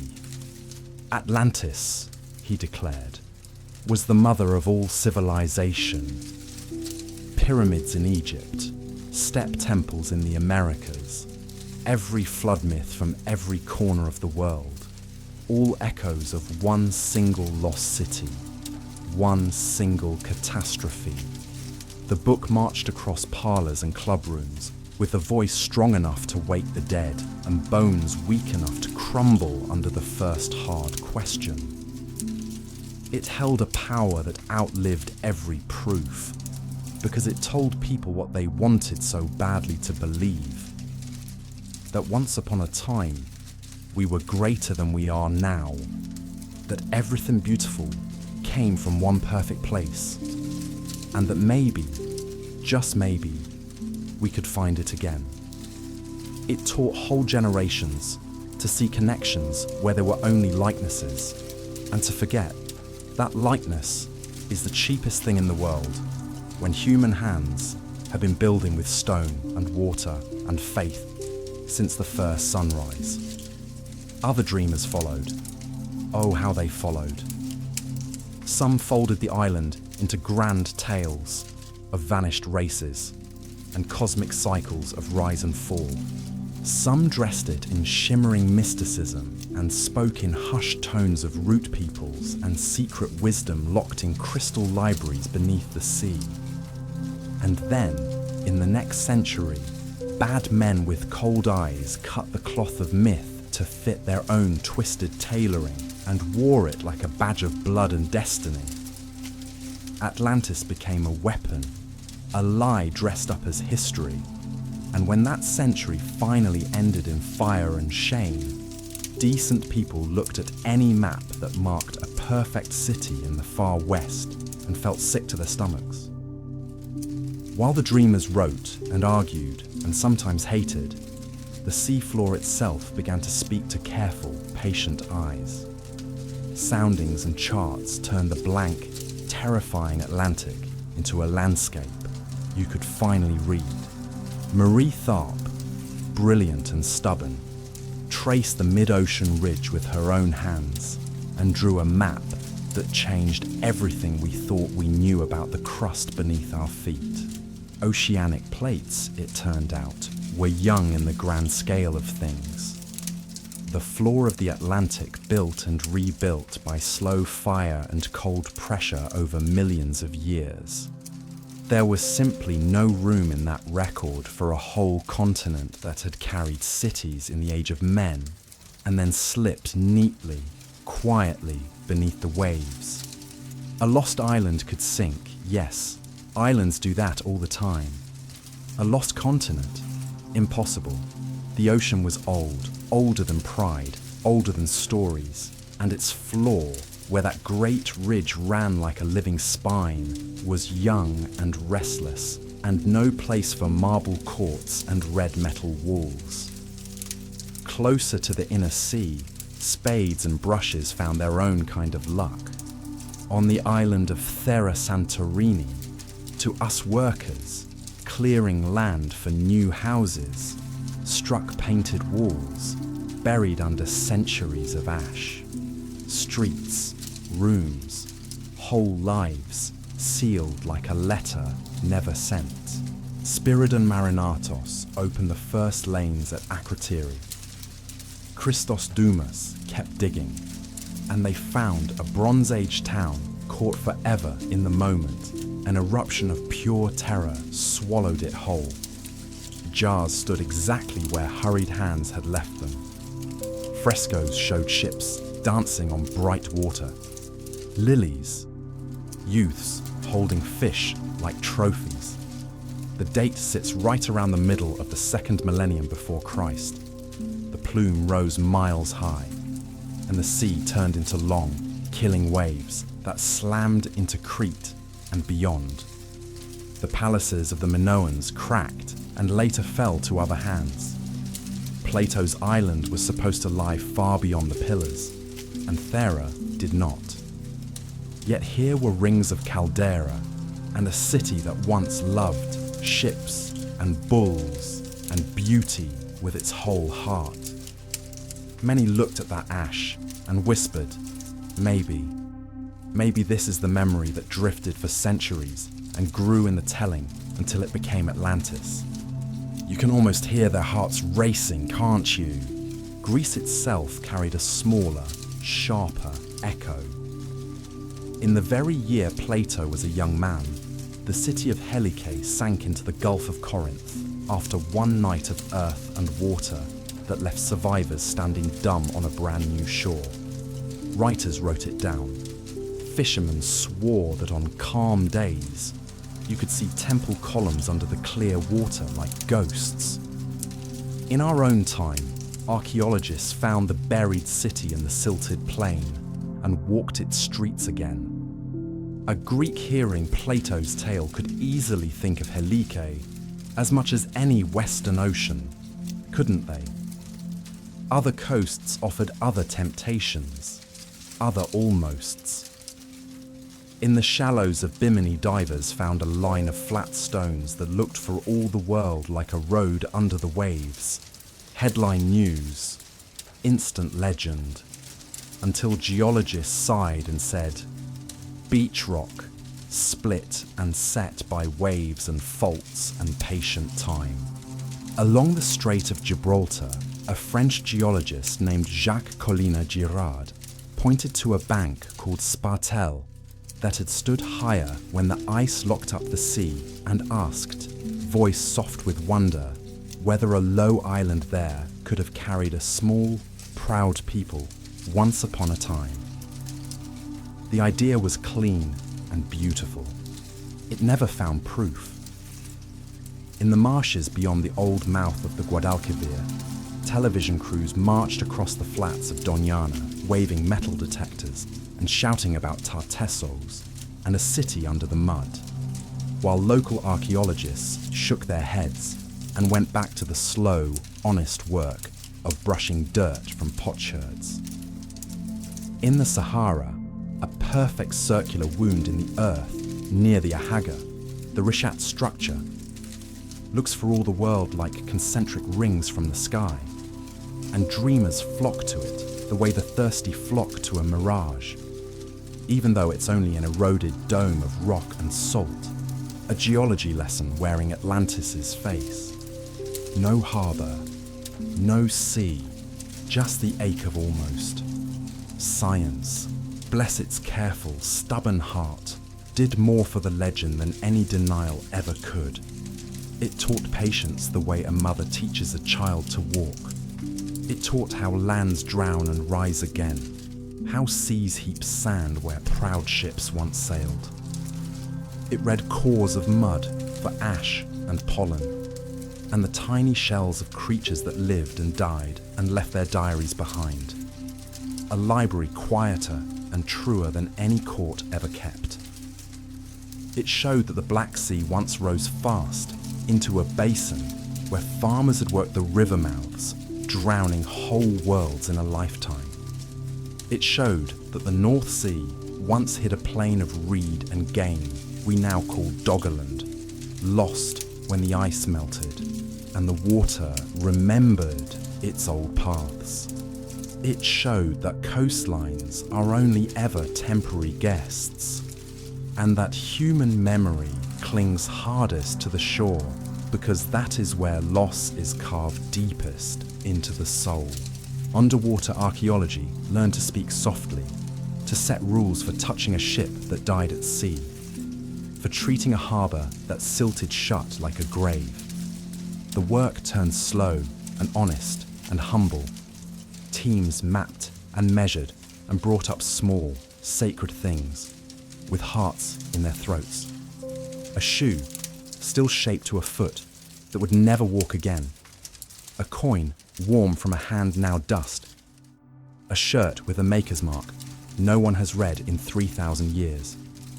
They gave us back ports known only to texts and storms, and they never once claimed a city where the evidence said none had ever stood. In that careful, aching silence, the legend finally breathed clean air again. No more wild empires under the Azores, no more crystal palaces beneath the Bermuda Triangle. Just the story, raw and shining, asking the same question. It asked the day Plato first set it down, what kind of city do you choose to be?